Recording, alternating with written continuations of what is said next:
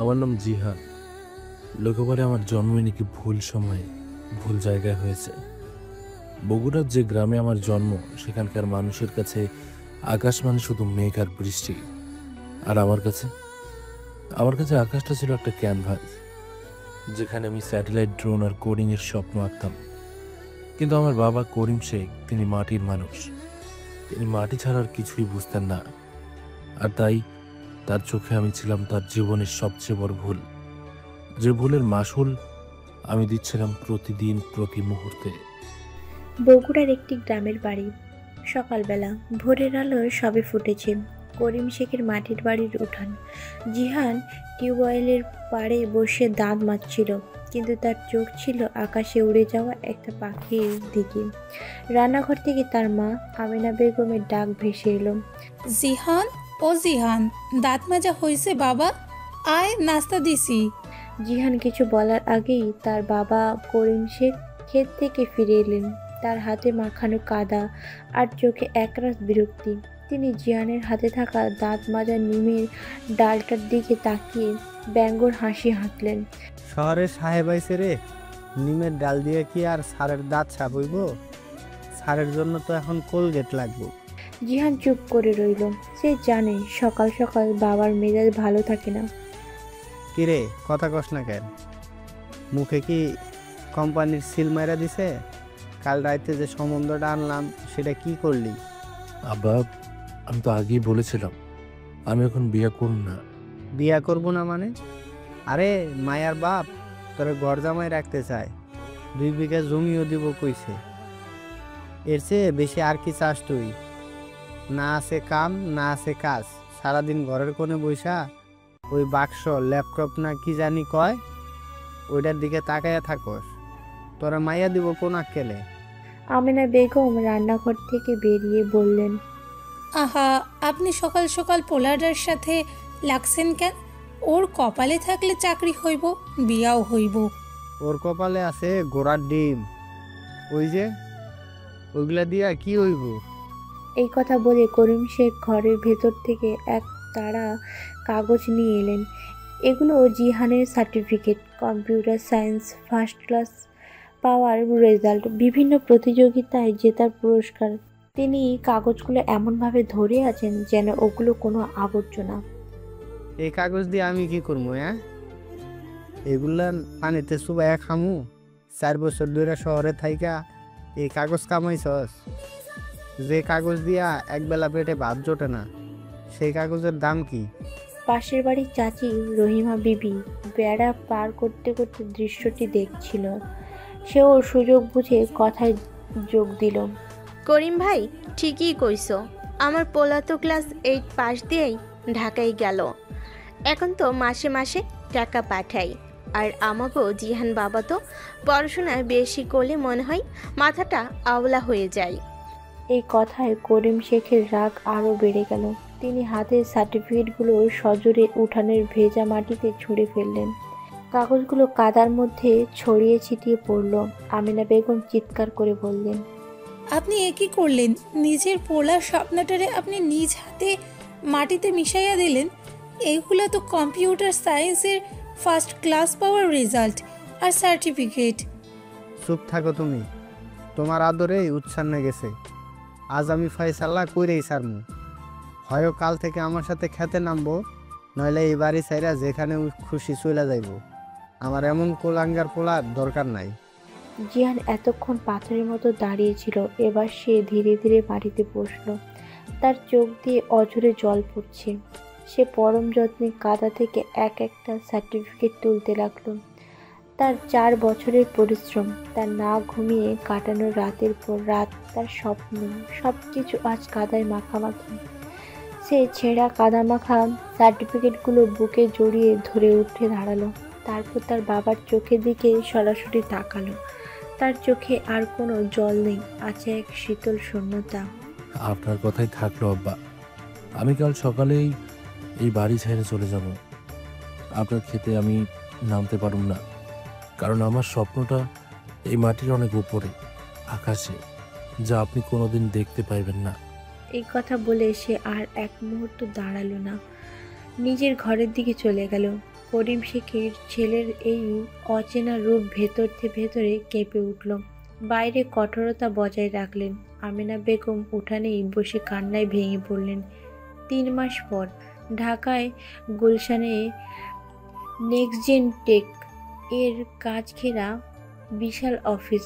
রিসেপশনে এলাকা জুড়ে যেন একটা ফ্যাশন শো চলছে। দামি স্যুট, পারফিউমের গন্ধ আর ইংরেজিতে কথা বলার প্রতিযোগিতা।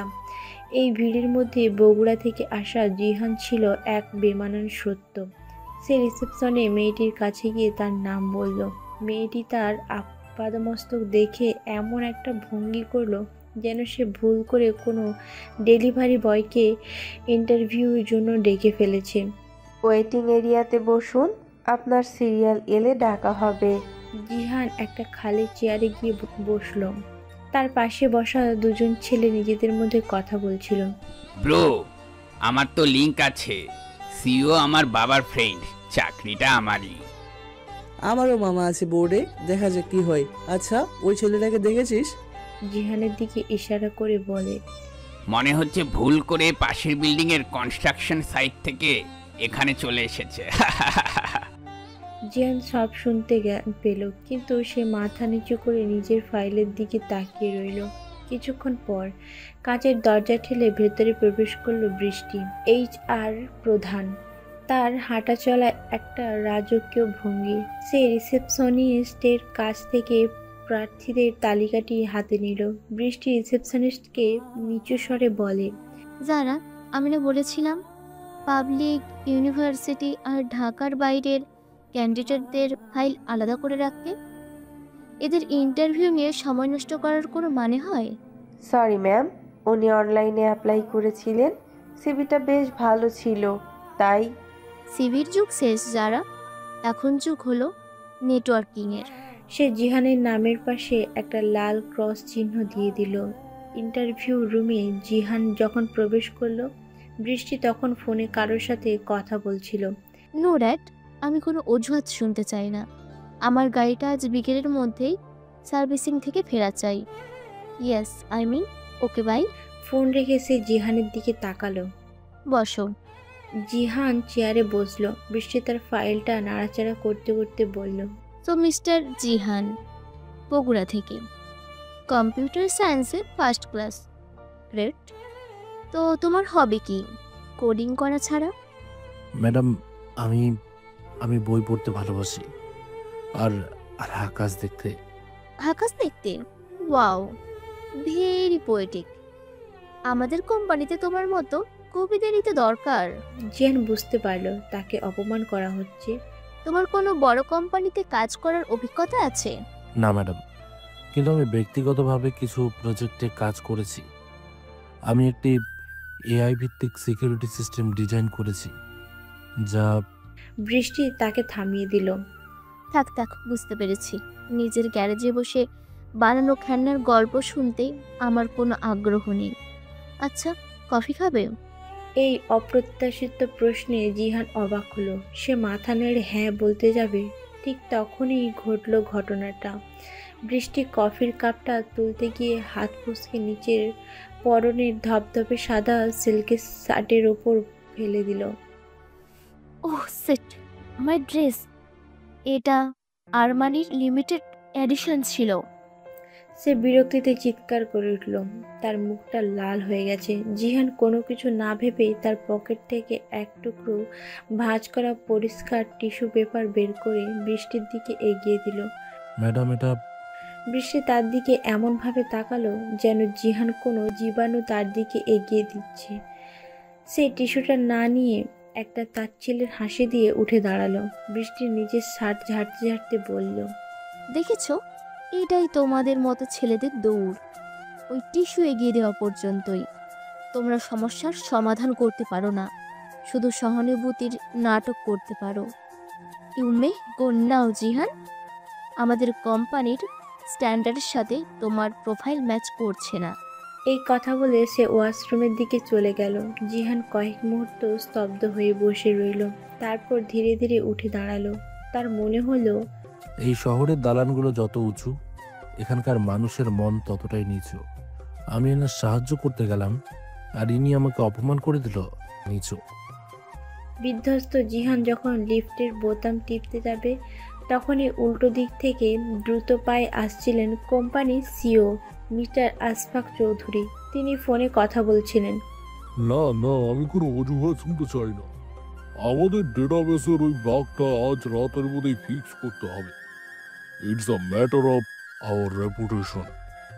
কথা বলতে বলতে তিনি জিহানকে খেয়াল করেননি। তাদের মধ্যে সজোরে ধাক্কা লাগলো। জিহানের হাতে থাকা ল্যাপটপটা ছিটকে পড়ে গেল।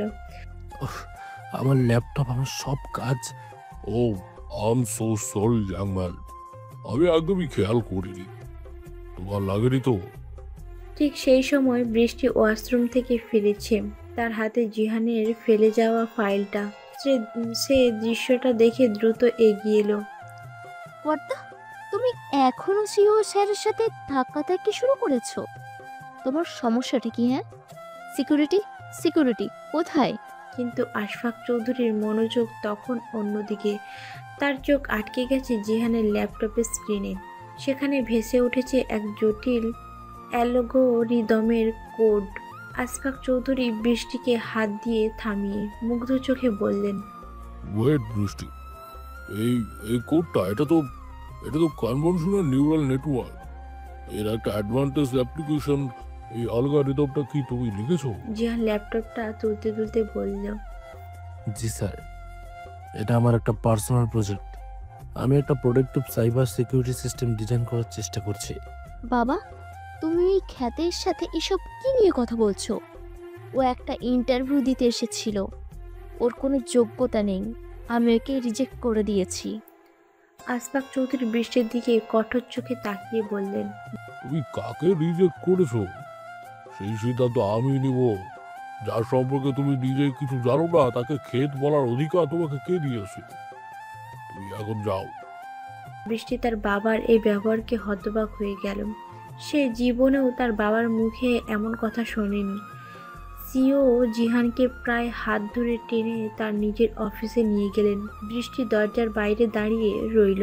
তার মুখে তীব্র বিস্ময়, অপমান আর বিরক্তি। সিওর অফিসে আশফাক সাহেব জিহানকে কোম্পানির সেই পুরনো অমীমাংসিত সিকিউরিটি বাগটা দেখালেন।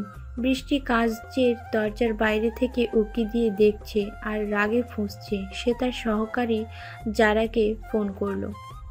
যারা, তুমি ভাবতে পারছো বাবা ওই ছেলেকে নিজের অফিসে বসে কাজ করাচ্ছে? ছেলেটা ঠিকমতো ভাবে কথাই বলতে পারে না। আমার তো মনে হচ্ছে ও কোনোভাবে বাবাকে ব্ল্যাকমেল করছে। কিন্তু তার কথা বলার মাঝেই সে দেখলো জিহান ল্যাপটপ থেকে মুখ তুলেছে। সে উঠে দাঁড়িয়ে সিওকে কিছু একটা বলছে। আশফাক সাহেবের মুখটা আনন্দে উজ্জ্বল হয়ে উঠল। তিনি উঠে দাঁড়িয়ে জিহানকে জড়িয়ে ধরলেন। বৃষ্টির মুখটা বিস্ময়ে হাঁ হয়ে গেল।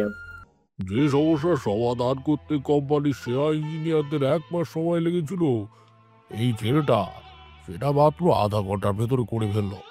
কিভাবে সম্ভব? আশফাক সাহেব তার ডেস্ক থেকে একটি অ্যাপয়েন্টমেন্ট লেটার বের করলেন। তিনি জিহানকে নেক্সট জেন টেক এর জুনিয়র সফটওয়্যার ইঞ্জিনিয়ার হিসেবে নিয়োগ দেওয়ার সিদ্ধান্ত নিয়েছেন। বৃষ্টিকে ভেতরে ডাকা হলো। বৃষ্টি ঘরে ঢুকেই বলে, বাবা, তুমি সিরিয়াসলি? তুমি ওকে চাকরিটা দিচ্ছ? ওর কোনো কর্পোরেট এটিকেট নেই, কোনো এক্সপিরিয়েন্স নেই। ওনাদের কোম্পানির রেপুটেশন নষ্ট করে দেবে। আমাদের ক্লায়েন্টরা কি ভাববে? ক্লায়েন্টরা কোড দেখে, পোশাক বা কথা বলা ধরন দেখে না বৃষ্টি। আর রেপুটেশন তৈরি হয় কাজ দিয়ে। আমি ওর মধ্যে যে জিনিসটা দেখেছি সেটা আমাদের এই পুরো ফ্লোরের অনেক ইঞ্জিনিয়ারের মধ্যেই নেই। সেটা হলো প্রতিভা। আর আমি প্রতিভার কদর করতে জানি। তিনি বৃষ্টির দিকে তাকিয়ে বললেন, এই ক্ষেতি হয়তো একদিন আমাদের কোম্পানির সবচেয়ে দামি ফসল হবে। তুমি ওকে অ্যাপয়েন্টমেন্ট লেটারটা দিয়ে দাও। বৃষ্টির মুখটা রাগে অপমানে লাল হয়ে গেল। সে তার বাবার সিদ্ধান্তকে অমান্য করতে পারল না। সে অ্যাপয়েন্টমেন্ট লেটারটা হাতে নিয়ে জিহানকে সই করতে বলল। জিহান যখন সই করে কাগজটা তার দিকে এগিয়ে দিল, বৃষ্টি কাগজটা তার হাতে থেকে প্রায় কেড়ে নিল। তারপর হাত হাতটা এমনভাবে আলগা করে দিল যাতে অ্যাপয়েন্টমেন্ট লেটারটা মেঝেতে পড়ে যায়। ও সরি, হাত থেকে পড়ে গেল। জিহান মুহূর্তের জন্য তার দিকে তাকালো। তার চোখে কোনো রাগ নেই, আছে এক অদ্ভুত শান্ত দৃষ্টি। সে নিচু হয়ে অ্যাপয়েন্টমেন্ট লেটারটা তুলল, তারপর কাগজটা বৃষ্টির ডেস্কে না রেখে নিজের পকেটে রাখল। সে বৃষ্টির চোখের দিকে সরাসরি তাকিয়ে মৃদু হাসল। ধন্যবাদ ম্যাডাম, চিন্তা করবেন না। আমি এখানে কাজ করতে এসেছি, মেঝেতে পড়ে থাকা জিনিস কুড়ানোর জন্য নই।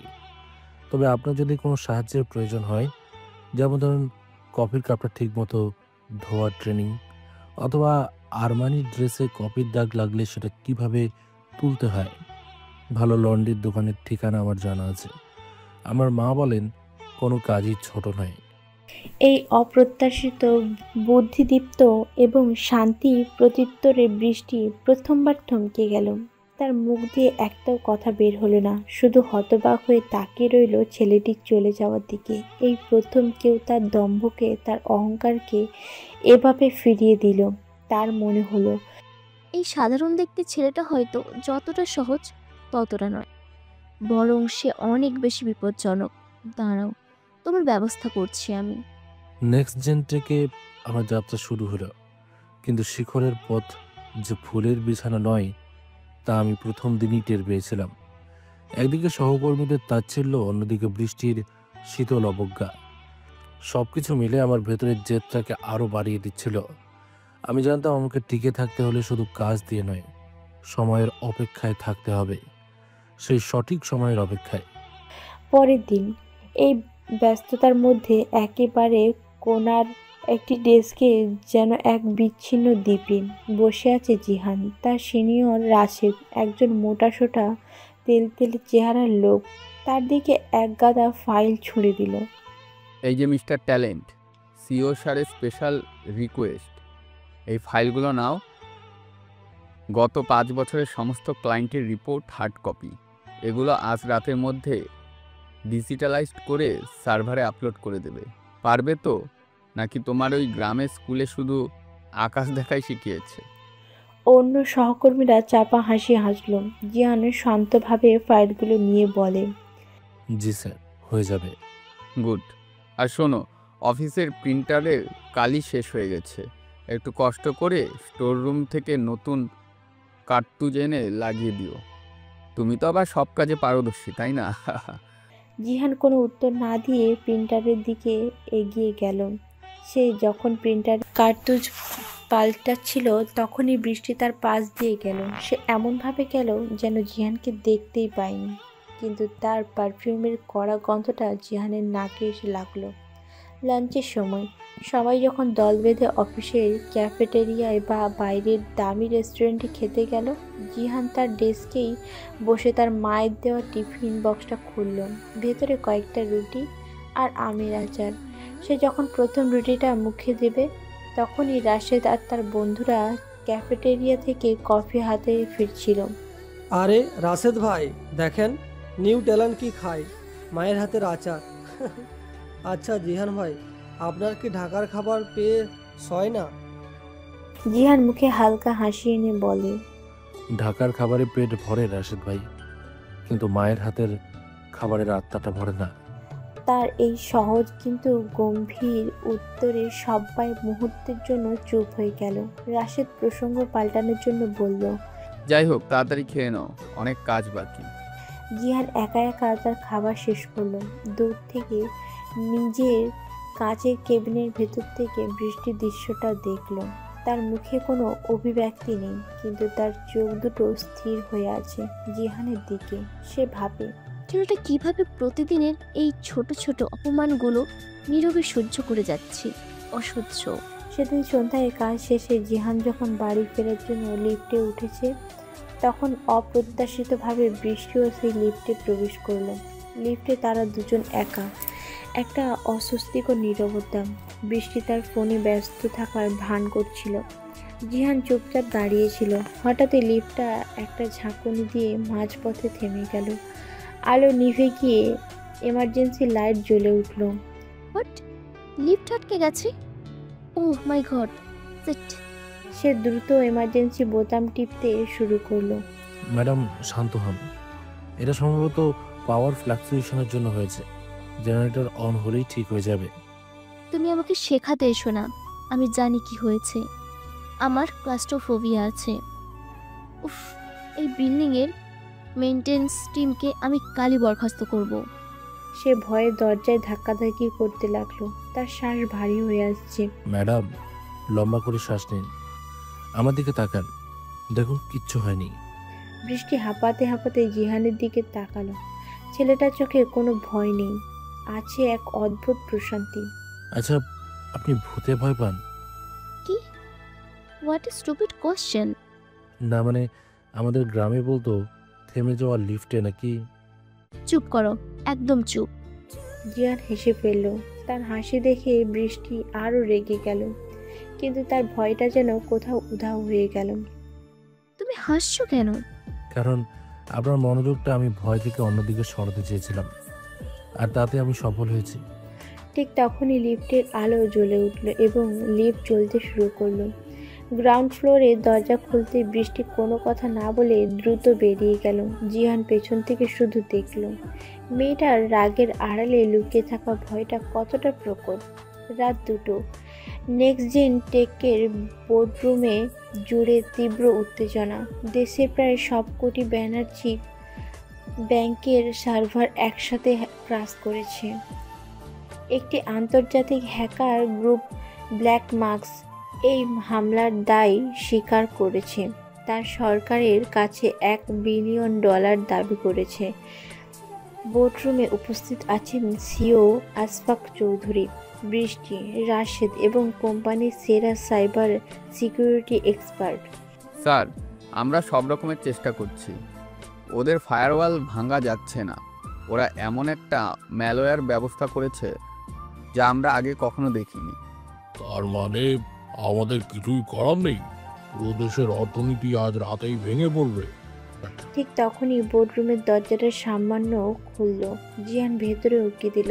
এই ছেলে, তুমি এখানে কি করছো? এটা কোনো জুনিয়র ইঞ্জিনিয়ারদের আড্ডাখানা নয়, বেরিয়ে যাও। জিয়ান ভেতরে প্রবেশ করে আশফাক সাহেবের দিকে তাকিয়ে বলে, স্যার, আমি হয়তো একবার চেষ্টা করে দেখতে পারি। সবাই তার দিকে এমনভাবে তাকালো যেন সে কোনো ভিন গ্রহের প্রাণী। তুমি তুমি চেষ্টা করবে? তুমি কি জানো এখানে কি হচ্ছে? এটা তোমার গ্রামের পুকুরের মাছ ধরা নয় জিহান, এটা সাইবার ওয়ারফেয়ার। স্যার, আমি গত 6 মাস ধরে ব্যক্তিগতভাবে একটি এআই ভিত্তিক প্রেডিক্টিভ সাইবার সিকিউরিটি সিস্টেম নিয়ে কাজ করছি। আমি তার নাম দিয়েছি প্রহরী। আমার বিশ্বাস প্রহরী ওদের কোড ভাঙতে পারবে।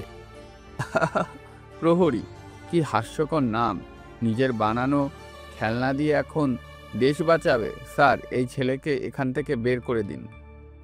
আমাদের হাতে আর কোনো উপায় নেই, আমরা এমনিতেও হারছি, শেষ চেষ্টা করতে ক্ষতি কি। তিনি জিহানের দিকে তাকিয়ে বললেন, কতক্ষণ লাগবে তোমার? যদি আমি মূল সার্ভারের অ্যাক্সেস পাই তাহলে হয়তো 15 মিনিট। 15 মিনিট? যে কাজ করতে দেশে সেরা ইঞ্জিনিয়ার ঘন্টার পর ঘন্টা ব্যর্থ হয়, সেই কাজ এই ছেলে 15 মিনিটে করবে? সবাই অবিশ্বাস্য একে অপরের দিকে তাকাতে লাগলো। ঠিক আছে, তোমাকে অ্যাক্সেস দেওয়া হলো। জিহান তার ল্যাপটপটি প্রজেক্টরের সাথে যুক্ত করলো। তার আঙুলগুলো কিবোর্ডের উপর দিয়ে ঝড়ের গতিতে চলতে শুরু করলো। পুরো বোর্ডরুম পিনপত নীরবতায় ডুবে আছে। বৃষ্টিও তার জীবনের সমস্ত অহংকার ভুলে গিয়ে অবিশ্বাস্য চোখে দেখছে কিভাবে একটা সাধারণ গ্রামের ছেলে একাই একটা দেশের ভাগ্য নির্ধারণ করার লড়াই নেমেছে। 10 মিনিট, 12 মিনিট, 14 মিনিট। হঠাৎই স্ক্রিনের লাল সতর্ক সংকেতগুলো এক এক করে সবুজ হতে শুরু করলো। ফায়ারওয়াল ভেঙে গেছে, হ্যাকারদের আইপি অ্যাড্রেস ট্রেস করা হয়েছে, তারা উত্তর কোরিয়া থেকে অপারেট করছে। তাদের পরিচয় সহ সমস্ত ডেটা আমি আমাদের সার্ভারে কপি করে নিয়েছি। 15 মিনিটের মাথায় প্রহরী শুধু হামলা ঠেকায়নি, হ্যাকারদের পরিচয় ও বিশ্বের সামনে ফাঁস করে দিয়েছে। বোর্ডরুমে উপস্থিত সবাই প্রথমে স্তব্ধ, তারপর তুমুল করতালিতে ফেটে পড়ল। আশফাক সাহেব দৌড়ে এসে জিহানকে বুকে জড়িয়ে ধরলেন। রাশেদের মুখটা দেখার মতো হয়েছে। আর বৃষ্টি, সে তার চেয়ারে বসে আছে স্থির, বাকরুদ্ধ, তার চোখে বিস্ময়, অবিশ্বাস্য আর এমন এক অনুভূতি যা সে আগে কখনো অনুভব করেনি। পরদিন সকালটা ছিল সম্পূর্ণ ভিন্ন। জিহান অফিসে প্রবেশ করতে পুরো ফ্লোর উঠে দাঁড়িয়ে তাকে সম্মান জানালো। তার ডেস্ক ফুলে আর উপহারে ভরে গেছে। জিয়ান ভাই, আপনি তো আমাদের হিরো। জিহান ভাই, আজ লাঞ্চ কিন্তু আমাদের সাথে করতে হবে। জিহান শুধু মৃদু হাসলো। বৃষ্টি তার কেবিনে বসে টিভিতে ব্রেকিং নিউজ দেখছিল।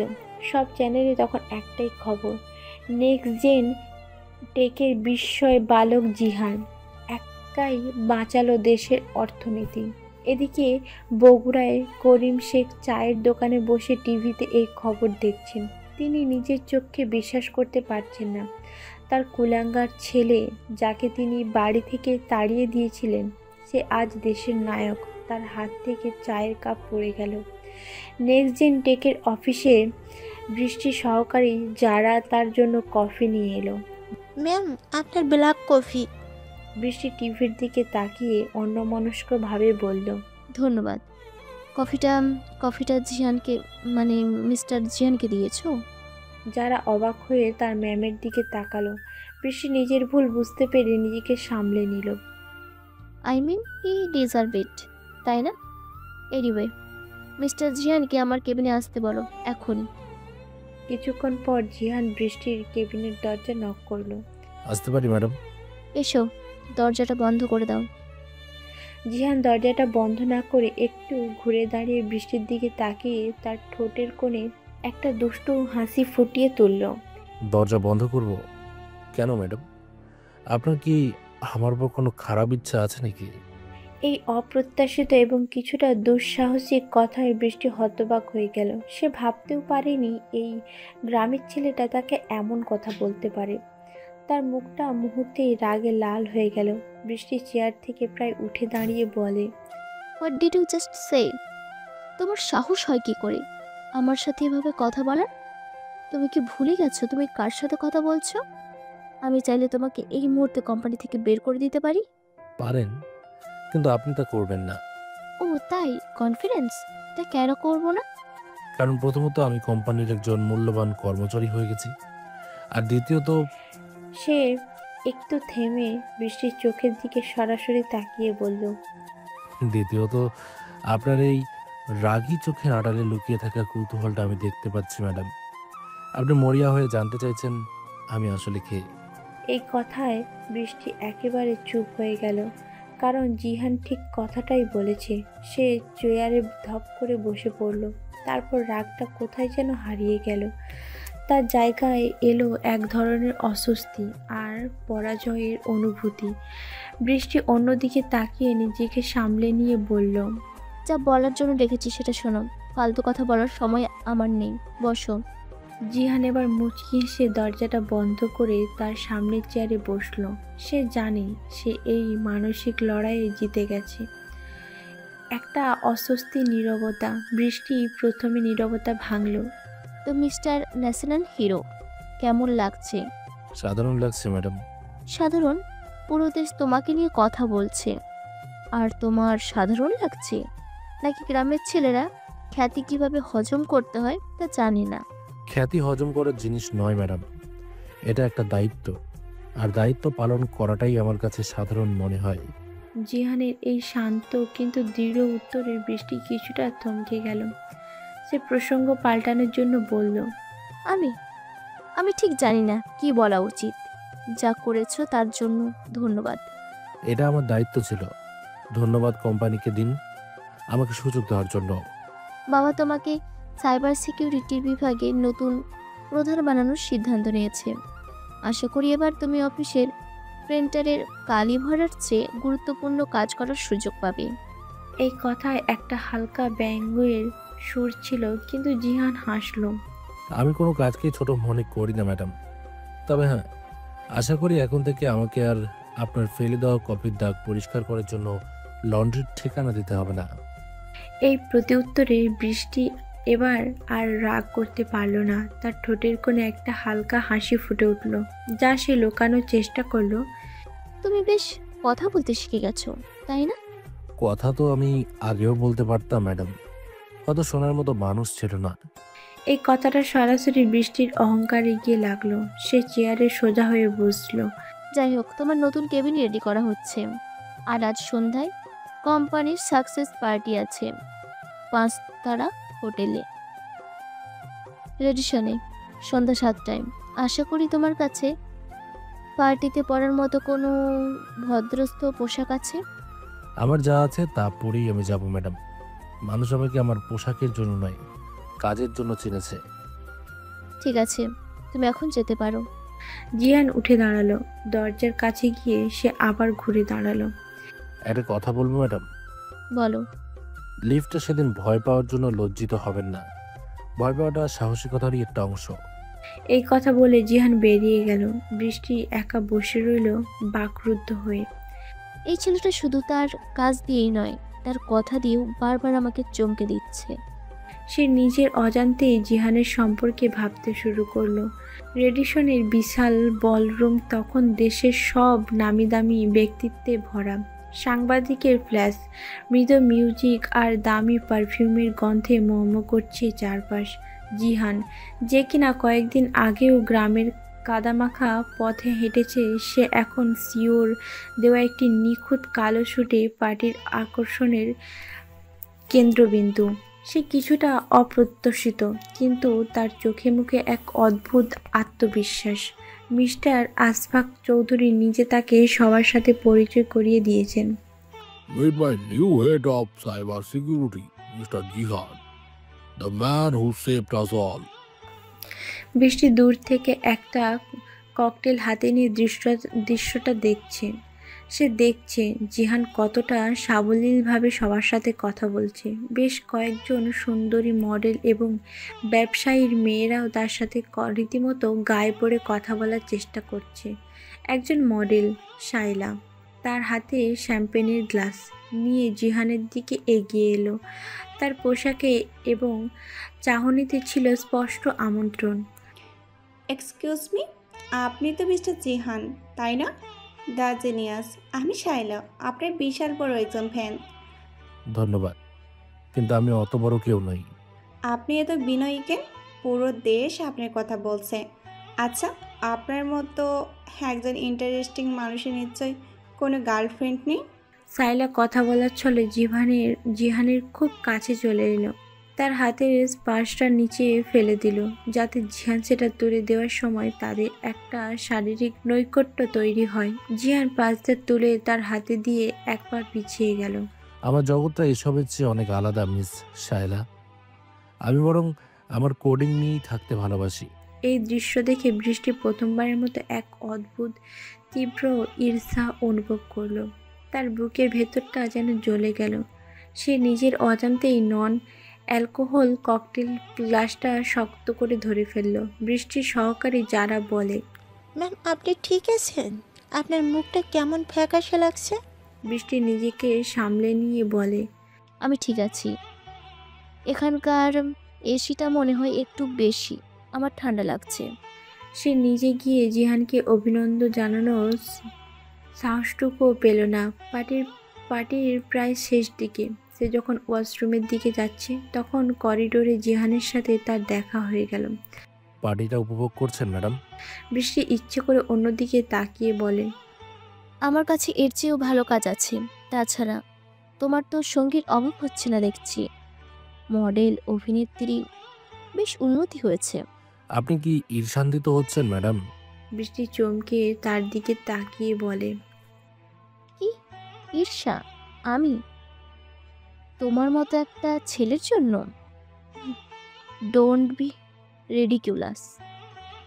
তাহলে ভালো, কারণ ওই ঝলমলে পৃথিবীটা আমার জন্য নয়, ওটা একটা মুখোশ। আমার স্বপ্নটা অনেক বেশি সাধারণ। এই কথা বলে জিহান চলে গেল। বৃষ্টি তার যাওয়ার পথের দিকে তাকিয়ে রইল। তার মন বলছে ছেলেটা মিথ্যে বলছে না। পার্টি শেষ। বৃষ্টি যখন পার্কিং লটে তার ডিজের জন্য অপেক্ষা করছে, তখন সে দেখল জিহান এক কোণে দাঁড়িয়ে তার পুরনো বাইক চড়ছে। এই দৃশ্যটা বৃষ্টিকে প্রচণ্ডভাবে নাড়া দিল। বৃষ্টি তার গাড়িটা জিহানের পাশে এনে থামালো। কাজ নামিয়ে সে যতটা সম্ভব তাচ্ছিল্যের ভাব ফুটিয়ে তোলার চেষ্টা করলো। লিফট লাগবে মিস্টার সেলিব্রিটি, নাকি মোটর সাইকেলে করেই শিখরে পৌঁছানোর পরিকল্পনা আছে? জিহান মোটর সাইকেলে উঠে বসলো। তারপর বৃষ্টির চোখের দিকে তাকিয়ে সেই পরিচিত শান্ত হাসিটা হাসলো। ধন্যবাদ ম্যাডাম, কিন্তু আমার শিখরে পৌঁছানোর রাস্তাটা আমি পায়ে হেঁটেই পার করতে চাই। কারণ উড়তে উড়তে যারা শিখরে পৌঁছায় তারা পড়ে গেলে মাটি খুঁজে পায় না। বাহ, ডায়লগ তো বেশ ভালোই শিখেছ। এখন তো তোমার পেছনে মেয়েরাও ঘুরছে। ভাগ্যিস তোমার মতো খ্যাতদের আমি পাত্তা দিই না। পাত্তা দিলে তো বিপদ হয়ে যেতে পারে ম্যাডাম। মানে? মানে আপনার মতো দামি পারফিউম ব্যবহার করা অহংকারী মেয়েদের থেকে আমি 100 হাত দূরে থাকতে চাই। আমার মায়ের দেওয়া আমের আচারের গন্ধই আমার বেশি পছন্দের। Well, good luck with your আমের আচার। আশা করি এটা তোমাকে শীতের রাতে উষ্ণতা দেবে। এই বলে সে সজোরে গাড়িটা চালিয়ে বেরিয়ে গেল। জিহান শুধু তার চলে যাওয়া দেখলো, কিন্তু বৃষ্টি কয়েক মিটার দূরে গিয়ে গাড়িটা থামালো। সে রিয়ার ভিউ মিররের দেখলো জিহান তখনও সেখানেই দাঁড়িয়ে আছে। বৃষ্টির দামি গাড়িতে বসেও নিজেকে খুব একা এবং পরাজিত অনুভব হলো। সে বুঝতে পারল এই ছেলের কাছে এমন কিছু একটা আছে যা টাকা বা ক্ষমতা দিয়ে কেনা যায় না। এক টানে সে আবার গাড়িটা ঘুরিয়ে জিহানের কাছে ফিরে এলো। সে আবার কাঁচ নামালো। এবার তার কণ্ঠে কোনো তাচ্ছিল্য নেই, আছে এক অদ্ভুত দ্বিধা। শোনো, তোমার ওই আমের আচার ওটা কি খুব ঝাল? জিহান অবাক হয়ে তার দিকে তাকালো, তারপর হেসে ফেলল। মাঝে মাঝে ঝাল লাগে, আবার মাঝে মাঝে খুব মিষ্টি, অনেকটা আপনার মতো। এই অপ্রত্যাশিত তুলনের বৃষ্টি বুলস হেড। সে আর কিছু বলতে পারে না। আমার সাথে এক কাপ চা খাবেন? রাস্তার ধারের দোকানে। আমার পকেটে আজ স্যালারির প্রথম টাকাটা আছে। বৃষ্টি এক মুহূর্তে ভেবে বলল, আমি রাস্তার দোকানে চা খাই না। আমি জানতাম। এই বলে সে মোটর সাইকেলে কিক মারলো, কিন্তু বৃষ্টি এবার তাকে যেতে দিল না। কিন্তু আজ খেতে পারি, শুধু এক কাপ। জিহান অবাক হয়ে তার দিকে তাকিয়ে রইল। তারপর তার মুখে ফুটে উঠল এক চাওড়া আন্তরিক হাসি, যে হাসিটা বৃষ্টি আগে কখনো দেখেনি। ঢাকার একটি রাস্তার ধারে সাধারণ চায়ের দোকানে রাত প্রায় 10:45। দোকানটা খুব সাধারণ, প্লাস্টিকের চেয়ার আর টিনের টেবিল, পাশে বড় রাস্তায় গাড়ি ছুটে চলার শব্দ। কিন্তু এই সমস্ত কোলাহলের মধ্যেও একটা অদ্ভুত শান্তি বিরাজ করছিল। বৃষ্টি তার জীবনের প্রথমবার এমন একটি জায়গায় বসেছে। সে কিছুটা অস্বস্তিকরভাবে তার দামি পোশাকটা সামলানোর চেষ্টা করছে। জিহান দুটো মাটির ভাঁড়ে চা নিয়ে এলো। এক ভাঁড়ে সে বৃষ্টির দিকে এগিয়ে দিল। নিন ম্যাডাম, নেক্সাজন টেকের কফির চেয়ে ভালো না হলেও এর মধ্যে ভেজাল নেই। বৃষ্টি চায়ের ভাঁড়টা হাতে নিয়ে ইতস্তত করছে। এটা কি পরিষ্কার? আপনার অফিসের কফির মতো ঝকঝকে হয়তো নয়, কিন্তু এখানকার মানুষের মনগুলোর মতোই পরিষ্কার। খেয়েই দেখুন। বৃষ্টি সাবধানে চায়ের ভাঁড়ে চুমুক দিল। গরম চায়ে তার ঠোঁট প্রায় পুড়েই যাচ্ছিল। ইস, মানে ঠোঁট পুড়ে গেছে। আস্তে আস্তে, আপনাদের সব কিছুতে তাড়াহুড়ো করেন, কফি ফেলা থেকে শুরু করে চা খাওয়া পর্যন্ত। Excuse me. কিছু মনে করবেন না, কিন্তু আপনাকে যখন প্রথমবার ইন্টারভিউ রুমে দেখেছিলাম তখন ভেবেছিলাম আপনি একটা রোবট, শুধু কাজ বোঝেন আর অর্ডার দেন। কিন্তু এখন দেখছি রোবটেরও ঠোঁট পড়তে পারে। এই কথায় বৃষ্টি আর রাগ ধরে রাখতে পারল না। সে হেসে ফেলল। তার হাসিটা ছিল খুবই নিষ্পাপ, খলখলিয়ে ওঠা ঝর্ণার শব্দের মতো। জিহান মুগ্ধ হয়ে তার হাসির দিকে তাকিয়ে রইল। বাহ, আপনি তো হাসতেও পারেন। আমি তো ভেবেছিলাম হাসার জন্য আপনার বাবার অনুমতি নিতে হয়। বৃষ্টি হাসি থামিয়ে কিন্তু মুখে এখনো হাসির রেশ রেখে বলে, তুমি খুব বিরক্তিকর জানো। জানি, আমার মাও তাই বলেন। তারা দুজনেই কিছুক্ষণ চুপচাপ চা খেতে লাগলো। আচ্ছা জিহান, তোমার কি খারাপ লাগে না যখন অফিসের সবাই তোমাকে নিয়ে হাসাহাসি করে? তোমার পোশাক, তোমার কথা বলার ধরন নিয়ে। খারাপ তো লাগেই ম্যাডাম, আমিও তো মানুষ। কিন্তু আমার মা বলেন, মানুষ যখন তোমার কাজ দিয়ে তোমাকে হারাতে পারে না, তখন তারা তোমার চরিত্র বা অতীত নিয়ে কথা বলে। তাই আমি ওসব গায়ে মাখি না। আমার লক্ষ্যটা আকাশের মতো পরিষ্কার। জিহান এই কথায় একটা গভীর দর্শন ছিল, যা বৃষ্টিকে স্পর্শ করলো। সে বুঝতে পারলো এই ছেলের ভেতরের শক্তিটা কতটা প্রবল। কিন্তু আমার একটা জিনিস খুব জানতে ইচ্ছে করে। কি? আপনি এত অহংকারী কেন? মানে আপনি তো দেখতে মাশাআল্লাহ সুন্দরী, শিক্ষিত, বাবার অনেক টাকা, সবকিছু তো আছে, তাহলে এত রাগ, এত মেজাজ কেন? বৃষ্টি এই সরাসরি প্রশ্নে অপ্রস্তুত হয়ে গেল। সে চায়ের ভাঁড়ের দিকে তাকিয়ে রইল। জানি না, হয়তো হয়তো আমি একা। এই শহরে সবাই আমার পদ বা আমার বাবার টাকাকে ভালোবাসে, আমাকে কেউ ভালোবাসে না। তাই আমি একটা দেওয়াল তুলে রেখেছি, যাতে কেউ আমাকে আঘাত করতে না পারে। এই প্রথম বৃষ্টি তার ভেতরের নরম অংশটা প্রকাশ করলো। জিহান তার দিকে তাকিয়ে রইল। দেয়ালটা কিন্তু খুব সুন্দর, ঠিক চীনের প্রাচীরের মতো। কিন্তু মাঝে মাঝে সেই দেয়ালেও তো দরজা রাখতে হয়, তাই না? যাতে সঠিক মানুষটা ভেতরে প্রবেশ করতে পারে। বৃষ্টি কোনো উত্তর দিল না, সে শুধু মৃদু হাসলো। জানেন ম্যাডাম, আপনার হাসিটা খুব সুন্দর। বৃষ্টি লজ্জায় মুখ লাল করে বলে, চুপ করো তো। সত্যি বলছি, যখন আপনি হাসেন তখন মনে হয় যে যেন আমার ডিজাইন করা সবচেয়ে জটিল কোডটাও এর চেয়ে সহজ। আপনার হাসির কোনো বাগ নেই, একদম পারফেক্ট। এই অদ্ভুত কিন্তু মিষ্টি প্রশংসায় বৃষ্টি আর হাসি ধরে রাখতে পারল না। সে আবার খলখল করে হেসে উঠল। জিহানও তার সাথে হাসতে লাগলো। রাস্তার ধারে সেই সাধারণ চায়ের দোকানে দুটো ভিন্ন পৃথিবী, দুজন মানুষ তাদের সমস্ত পার্থক্য ভুলে গিয়ে এক নির্মল হাসিতে এক হয়ে গেল। বৃষ্টি আবিষ্কার করলো টাকায় কেনা কফির চেয়ে মাটির ভাঁড়ের চায়ের স্বাদ অনেক বেশি মধুর হতে পারে। আর জিহান আবিষ্কার করলো তার আকাশের মতো বিশাল স্বপ্নের পাশে এই ছোট্ট মিষ্টি হাসিটার জন্য একটু জায়গা রাখা যায়। এভাবেই এক বছর, মাত্র 365 দিনে আমার পৃথিবীটা ওলটপালট হয়ে গিয়েছিল। বগুড়ার সেই কাদামাখা উঠান থেকে ঢাকার সবচেয়ে উঁচু বিল্ডিংয়ের ফ্ল্যাট, দূরত্বটা শুধু ভৌগোলিক ছিল না, ছিল আমার অস্তিত্বের। আমি এখন নেক্সোজেন টেকের সাইবার সিকিউরিটি বিভাগের প্রধান। আমার অধীনে একদল ইঞ্জিনিয়ার কাজ করে। আমার স্যালারি এখন 6 অঙ্কের। কিন্তু এত কিছুর পরেও আমি কি সুখী ছিলাম? খ্যাতির আলোয় আমার চারপাশটা ঝলমল করতো, কিন্তু আমার ভেতরটা ছিল আগের মতোই একা। আর সেই একাকিত্বের জগতে মাঝে মাঝে উকি দিয়ে যেত একজোড়া অহংকারী কিন্তু মায়াবী চোখ। বৃষ্টি। আমাদের সম্পর্কটা ছিল একটা অমীমাংসিত কোডের মতো, জটিল কিন্তু আকর্ষণীয়। আমার জানা ছিল না এসবের মাঝেও আমার জন্য কালো মেঘ অপেক্ষা করছে। মানুষ যখন ভালো কিছু করতে যায়, ঠিক তখনই তার সামনে আসে সেই ভয়ঙ্কর দিনগুলো। আমি কি পারবো সেই প্রতারণা থেকে বের হতে? দর্শক, আপনারাই কমেন্ট করে জানান, যদি আমি সব ষড়যন্ত্র থেকে বের হতে পারি, তাহলে ভিডিওটিতে একটি লাইক করে চ্যানেলটিকে সাবস্ক্রাইব করে দিন। রাত প্রায় 10টা। জিহানের বিশাল অ্যাপার্টমেন্টের ব্যালকনি থেকে পুরো ঢাকা শহর দেখা যায়। ওখানে বসেই সে ওই কথাগুলো ভাবছিল। ঘরের ভেতরে মিনি মাল্টি স্টিক ইন্টেরিয়র, অত্যাধুনিক গ্যাজেট আর একপাশে একটি শক্তিশালী কম্পিউটার সেটআপ। জিহান তার কম্পিউটারে কাজ করছিল। গত 1 বছরে সে প্রহরীকে আরও উন্নত করেছে।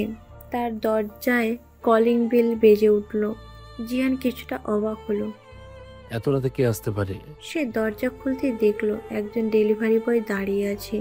জিহান স্যার, আপনার জন্য একটা পার্সেল। জিহান পার্সেলটা সই করে নিল। সে দেখলো প্রেরকের জায়গায় নাম লেখা, একজন শুভাকাঙ্ক্ষী।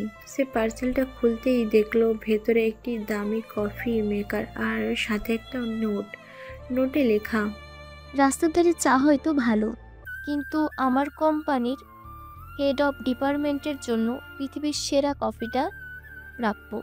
বি। জিহান নোটটা পড়ে হাসলো। বৃষ্টি, এটা বৃষ্টি পাঠিয়েছে। গত 1 বছরে তাদের সম্পর্কটা একটা অদ্ভুত জায়গায় এসে দাঁড়িয়েছে। অফিসে তারা কঠোর পেশাদার, কিন্তু মাঝে মাঝে বৃষ্টি এমন ছোট ছোট কাজ করে যা তাদের মধ্যকার বরফটাকে গলিয়ে দেওয়ার চেষ্টা করে। পরদিন সকালে ঝান্সি কফি মেকার দিয়ে বানানো কফি একটা ফ্ল্যাক্সে করে অফিসে নিয়ে গেল। সে সরাসরি বৃষ্টির কেবিনে নক করলো। কামিং। জিয়ান ভেতরে প্রবেশ করলো। Good morning ma'am. বৃষ্টি ফাইল থেকে মুখ না তুলেই বলে, গুড মর্নিং। কোনো জরুরি কাজ? জি, একটা জরুরি পার্সেল ডেলিভারি করার ছিল। এই কথা বলে সে ফ্লাক্স থেকে 1 কাপ কফি ঢেলে বৃষ্টির সামনে রাখলো। আপনার ঠিকানা, শুভাকাঙ্ক্ষার রিটার্ন গিফট। আশা করি এটা আপনার আরমানি ড্রেসে পরবে না। বৃষ্টি কফির কাপের দিকে তাকিয়ে মুখ টিপে হাসলো। থ্যাঙ্কস, কিন্তু আমার মনে হচ্ছে তোমার এখন এসবের চেয়ে গুরুত্বপূর্ণ কিছু নিয়ে ভাবা উচিত। যেমন? যেমন তোমার ব্যক্তিগত জীবন। পুরো ইন্ডাস্ট্রি তোমাকে নিয়ে কথা বলছে। বাংলাদেশের মোস্ট এলিজিবল ব্যাচেলার। কোনো ভালো মেয়ে খুঁজে বিয়ে করছো না কেন? জিহান বৃষ্টির চোখের দিকে তাকিয়ে বলে, ভালো মেয়ে খুঁজে পাওয়া তো কঠিন ম্যাডাম। আজকালকার মেয়েরা বড্ড বেশি অহংকারী, মেজাজি আর সুন্দর। এতটাই সুন্দর যে তাদের থেকে চোখ ফেরানো যায় না। এই কথায় বৃষ্টি অপ্রস্তুত হয়ে গেল। সে প্রসঙ্গ পাল্টানোর জন্য বলল, যাই হোক, আজ সন্ধ্যায় টেক ইনভেস্টর অ্যাওয়ার্ড অনুষ্ঠানে তোমার একটা স্পিচ আছে, ভুলে যেও না। ভুলবো না। আপনি যাচ্ছেন তো? অবশ্যই, দেখতে তো হবেই। আমার কোম্পানির খ্যাত ছেলেটা মঞ্চে উঠে কি বলে। তাদের এই খুনসুটির মাঝেই পর্দার আড়ালে এক ভয়ঙ্কর ষড়যন্ত্র দানা বাঁধছিল। তার সিনিয়র রাশেদ, যে কিনা এখনও জিহানের সাফল্যকে মেনে নিতে পারেনি। জিহানের জায়গায় তার থাকার কথা ছিল। সে প্রতিযোগী কোম্পানির সিও জামান চৌধুরীর সাথে হাত মিলিয়েছেন একটি অন্ধকার রেস্টুরেন্টে একই সময়ে। স্যার, ছেলেটা খুব চালাক। একে টেকনিক্যালি হারানো যাবে না। ওকে শেষ করতে হবে, ওর চরিত্রকে শেষ করতে হবে। আর সেই ব্যবস্থা আমি করে রেখেছি। মীরা জানে তার কাজটা কি। সেই বিকেলে অ্যাওয়ার্ড অনুষ্ঠানের ঠিক আগে নীরা নামের এক সুন্দরী মডেল, যাকে জামান চৌধুরী পাঠিয়েছে, সে জিহানের সাথে তার অ্যাপয়েন্টমেন্টে দেখা করতে আসে। জিহান, আমি আপনার অনেক বড় ফ্যান। আমি শুধু একটা অটোগ্রাফের জন্য এসেছিলাম। জিহান তার সরল বিশ্বাসে তাকে ভেতরে আসতে দেয়। নীরা কথা বলার ছলে তার কম্পিউটারের কাছে যায় এবং সুযোগ বুঝে একটি পেন ড্রাইভ লাগিয়ে দেয়, যাতে ছিল একটি শক্তিশালী ভাইরাস। আচ্ছা জিহান, আপনার কোনো গার্লফ্রেন্ড নেই? সবাই কোথায় মিস নীরা? আমার জগৎটা তো শুধু কোডিং নিয়েই। আপনার মতো একজন হ্যান্ডসাম সাকসেসফুল ছেলের গার্লফ্রেন্ড নেই? এটা তো বিশ্বাসই হয় না। নীরা চলে যাওয়ার পরই জিহান আর কিছু সন্দেহ করে না। সে তার অ্যাওয়ার্ড অনুষ্ঠানের জন্য তৈরি হতে থাকে। সে জানে না তার জীবনের সবচেয়ে বড় ঝড়টা তার দিকে এগিয়ে আসছে। হোটেলের বলরুম। সন্ধ্যায় বলরুম তখন দেশের টেক ইন্ডাস্ট্রির সব উজ্জ্বল নক্ষত্রে ভরা। ক্যামেরার ফ্ল্যাশ, সাংবাদিকদের ভিড় আর করতালির শব্দে পরিবেশ মুখর। জিহান একটি সাধারণ কিন্তু রুচিশীল স্যুটে মঞ্চের দিকে এগিয়ে যাচ্ছে। তার হার্টবিট কিছুটা দ্রুত, কিন্তু মুখে আত্মবিশ্বাসের ছাপ। দর্শক আসনে প্রথম সারিতে বসে আছে বৃষ্টি এবং মিস্টার আশফাক চৌধুরী। এবং এখন আমরা মঞ্চে দেখে নিচ্ছি এই বছরের সেরা টেক ইনোভেটর ডিজিটাল বাংলাদেশের নতুন সেনসেশন মিস্টার জিহান আহমেদকে। তুমুল করতালির মধ্যে জিহান মঞ্চে উঠল। সে মাইক্রোফোনের সামনে দাঁড়িয়ে এক মুহূর্তের জন্য পুরো হলরুমের দিকে তাকালো। তার চোখ দুটো খুঁজে নিল বৃষ্টিকে। বৃষ্টি তার দিকে তাকিয়ে মৃদু হাসলো। চোখে ছিল উৎসাহের ছোঁয়া। ধন্যবাদ। আজ থেকে 1 বছর আগে আমি যখন ঢাকায় এসেছিলাম, তখন আমার কাছে ছিল শুধু একটা স্বপ্ন আর একটা পুরনো ল্যাপটপ। সবাই আমাকে বলতো আমার স্বপ্নগুলো আকাশ কুসুম, কিন্তু আমি বিশ্বাস করতাম প্রযুক্তি কোনো আকাশ কুসুম কল্পনা নয়। প্রযুক্তি হলো সেই সিঁড়ি যা দিয়ে মাটি থেকে আকাশে পৌঁছানো যায়। প্রহরী শুধু একটা সফটওয়্যার নয়, এটা আমার সেই বিশ্বাসের প্রতীক।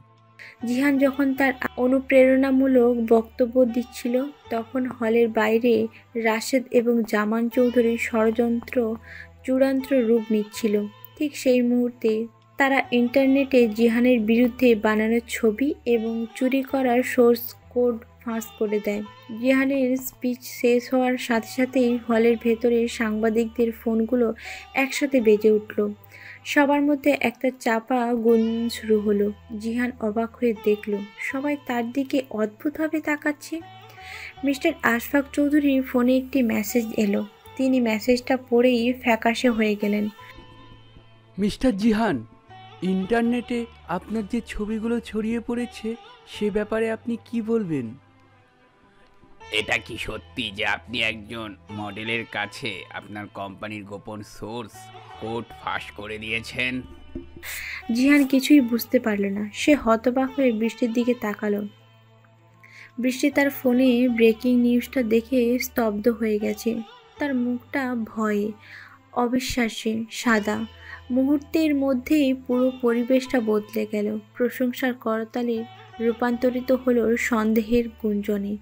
খ্যাতির শিখর থেকে পতনের শুরুটা হলো সবার চোখের সামনে। হাজারো ক্যামেরার ফ্ল্যাশের ঝলকানির মধ্যে পরদিন নেক্সট জেন টেক এর বোর্ডরুম রাতারাতি ইন্টারনেট দুনিয়ায় ঝড় উঠে গেছে। জিহানের সাথে নারীর কিছু অন্তরঙ্গ মুহূর্তের ছবি, যা ছিল সম্পূর্ণ এডিট করা, এবং প্রহরী সোর্স কোডের একটি অংশ ফাঁস হয়ে গেছে। মিডিয়া এবং সোশ্যাল মিডিয়াতে জিহানকে নিয়ে তীব্র সমালোচনা চলছে। নেক্সট জেন টেকের বোর্ডরুমে জরুরি মিটিং বসেছে। বোর্ডের সদস্যরা সবাই ক্ষুব্ধ। একজন বোর্ড মেম্বার বলে, এটা অবিশ্বাস্য। আমাদের কোম্পানির সবচেয়ে মূল্যবান সম্পদ প্রহরীর কোড একজন জুনিয়র মডেলের কাছে ফাঁস হয়ে গেল।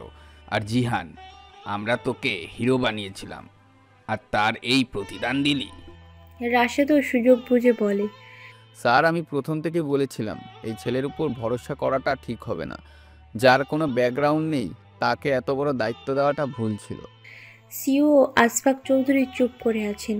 তিনি জিহানকে বিশ্বাস করতে চান, কিন্তু প্রমাণ তার বিরুদ্ধে। আশফাক চৌধুরী বৃষ্টির দিকে তাকিয়ে বললেন, বৃষ্টি, তুমি HR head, what do you think? বাবা, গত রাতে যা হয়েছে সেটা একটা পরিকল্পিত ষড়যন্ত্র হতে পারে। ছবিগুলো এডিট করা আর সোর্স কোড ফাঁস হওয়ার পেছনে অন্য কোনো কারণও থাকতে পারে। আমাদের উচিত তদন্ত শেষ না হওয়া পর্যন্ত কোনো সিদ্ধান্তে না আসা। কিসের তদন্ত? সব কিছু তো জলের মতন পরিষ্কার। এই ছেলে তোর গার্লফ্রেন্ডের জন্য কোম্পানির সম্মান বিক্রি করে দিয়েছে। তাকে এখনই বরখাস্ত করা উচিত। তীব্র চাপের মুখে আশফাক সাহেবের একটি কঠিন সিদ্ধান্ত নিতে বাধ্য হলেন। তদন্ত শেষ না হওয়া পর্যন্ত মিস্টার জিহানকে তার পদ থেকে সাময়িকভাবে বরখাস্ত করা হলো। তাকে কোম্পানির কোনো সম্পত্তিতে প্রবেশ করতে দেওয়া হবে না। এই খবরটা যখন জিহানের কাছে পৌঁছালো, সে তার অ্যাপয়েন্টমেন্টে বসেছিল। তার মনে হলো আকাশটা যেন তার মাথার উপর ভেঙে পড়েছে। যে শিখরে পৌঁছতে তার 1 বছর লেগেছিল, সেখান থেকে পড়তে তার 1 রাতও লাগলো না। সে বিধ্বস্ত হয়ে সোফায় বসে পড়ল। এই প্রথম বৃষ্টি তার জন্য জেনুইনলি কষ্ট অনুভব করলো। তার মনে হলো এই ষড়যন্ত্র শুধু জিহানের বিরুদ্ধে নয়, তার বিশ্বাসের বিরুদ্ধেও। একটি নির্জন পার্ক, লেকের ধার, রাত, ঝিরিঝিরি বৃষ্টি পড়ছে। লেকের ধারে একটা বেঞ্চে একা বসে আছে জিহান। তার চারিপাশে পৃথিবীটা যেন থমকে গেছে। সে তার ফোনটা বন্ধ করে রেখেছে। সে জানে না তার ভবিষ্যৎ কী। হঠাৎ তার মাথার উপর একটা ছাতা এসে দাঁড়ালো। জিহান মুখ তুলে দেখল বৃষ্টি দাঁড়িয়ে আছে। তার চুলগুলো বৃষ্টিতে সামান্য ভিজে গেছে। ম্যাডাম, আপনি এখানে কিভাবে? তোমাকে খুঁজে পাওয়াটা তোমার ডিজাইন করা কোড ভাঙার চেয়েও কঠিন জানো। পুরো ঢাকা শহর খুঁজে আমি এখানে এসেছি। কেন এসেছেন? আমি একজন প্রতারক, একজন বিশ্বাসঘাতক। আমার সাথে কথা বললে আপনার রেপুটেশন নষ্ট হয়ে যাবে। আমার রেপুটেশনের কথা ভাবার জন্য তোমাকে হেড অফ ডিপার্টমেন্টে বানানো হয়নি। সে জিহানের পাশে বসল। আমি জানি না কেন জিহান, আমার মস্তিষ্ক বলছে তুমি দোষী, সব প্রমাণ তোমার বিরুদ্ধে, কিন্তু কিন্তু আমার মন বলছে তুমি নির্দোষ। তোমার চোখ দুটো মিথ্যে বলতে পারে না। এই অপ্রত্যাশিত বিশ্বাসে জিহানের চোখে দুটো জল ভরে এলো। এই কঠিন সময়ে যখন সবাই তাকে ছেড়ে চলে গেছে, তখন সেই মেয়েটিই তার পাশে এসে দাঁড়িয়েছে, যে তাকে সবচেয়ে বেশি ঘৃণা করত। আপনি আপনি আমাকে বিশ্বাস করেন? আমি তোমাকে বিশ্বাস করতে চাই, কিন্তু তার জন্য তোমাকে লড়তে হবে। এভাবে পালিয়ে থাকলে হবে না। তুমি যদি সত্যি হও তাহলে প্রমাণ করতে হবে। কিভাবে প্রমাণ করব? আমার সব পথ বন্ধ। আমার কম্পিউটার, আমার অফিস, সবকিছু আমার কাছ থেকে কেড়ে নেওয়া হয়েছে। তোমার কাছ থেকে তোমার মেধাটা কেউ কেড়ে নিতে পারেনি জিহান। সে তার হাত ব্যাগ থেকে একটি ল্যাপটপ বের করলো। এটা আমার পার্সোনাল ল্যাপটপ, হাই কনফিগারেন্স। আর এটা? সে একটি ক্রেডিট কার্ড বের করলো। এটা আমার ব্যক্তিগত ক্রেডিট কার্ড, কোনো লিমিট নেই। তোমার যা যা লাগবে তুমি ব্যবহার করতে পারো, কিন্তু আমাকে কথা দাও তুমি আসল ষড়যন্ত্রকারীকে খুঁজে বের করবে। শুধু তোমার জন্য নয়, আমার জন্য। কারণ কারণ আমি একজন নির্দোষ মানুষকে ভুল বুঝতে চাই না। জিহান আবেগাপ্লুত হয়ে বৃষ্টির দিকে তাকিয়ে রইল। সে ল্যাপটপ বা ক্রেডিট কার্ড নিল না, সে শুধু আলতো করে বৃষ্টির হাতটা ধরল। ধন্যবাদ বৃষ্টি। এই প্রথম সে তাকে ম্যাডাম না বলে বৃষ্টি বলে ডাকলো। তাদের মধ্যে আর কোনো কথা হলো না। পরের দিন সকালবেলা জিহান আর বৃষ্টি একসাথে তদন্ত শুরু করলো। তাদের সদর দপ্তর হলো জিহানের এক পুরনো বিশ্বস্ত বন্ধুর ছোট টেক শপ, যা এলিফ্যান্ট রোডের এক গলির ভেতরে। জিহানের বন্ধু রাসেল বলে, ভাই তুই চিন্তা করিস না, তোর জন্য আমি জান লাগাইয়া দিমু। কিন্তু ভাবি মানে ম্যাডাম, উনি কি এই গরমে থাকতে পারবেন? ওনার জন্য তো এসি লাগবে। বৃষ্টি একটি টুলে বসে বলে, আমার জন্য চিন্তা করতে হবে না রাসেল, তোমরা তোমাদের কাজ করো।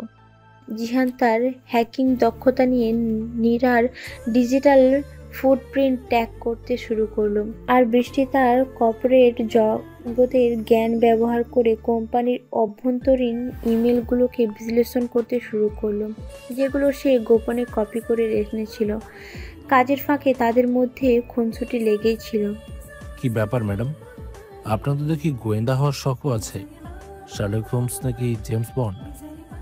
চুপ করো তো, আমি শুধু তোমাকে সাহায্য করছি, কারণ তুমি একা একটা গাধাও সামলাতে পারো না। তা ঠিক, তবে গাধাটা যদি আপনার মতো সুন্দরী হয় তাহলে সামলাতে আমার কোনো আপত্তি নেই।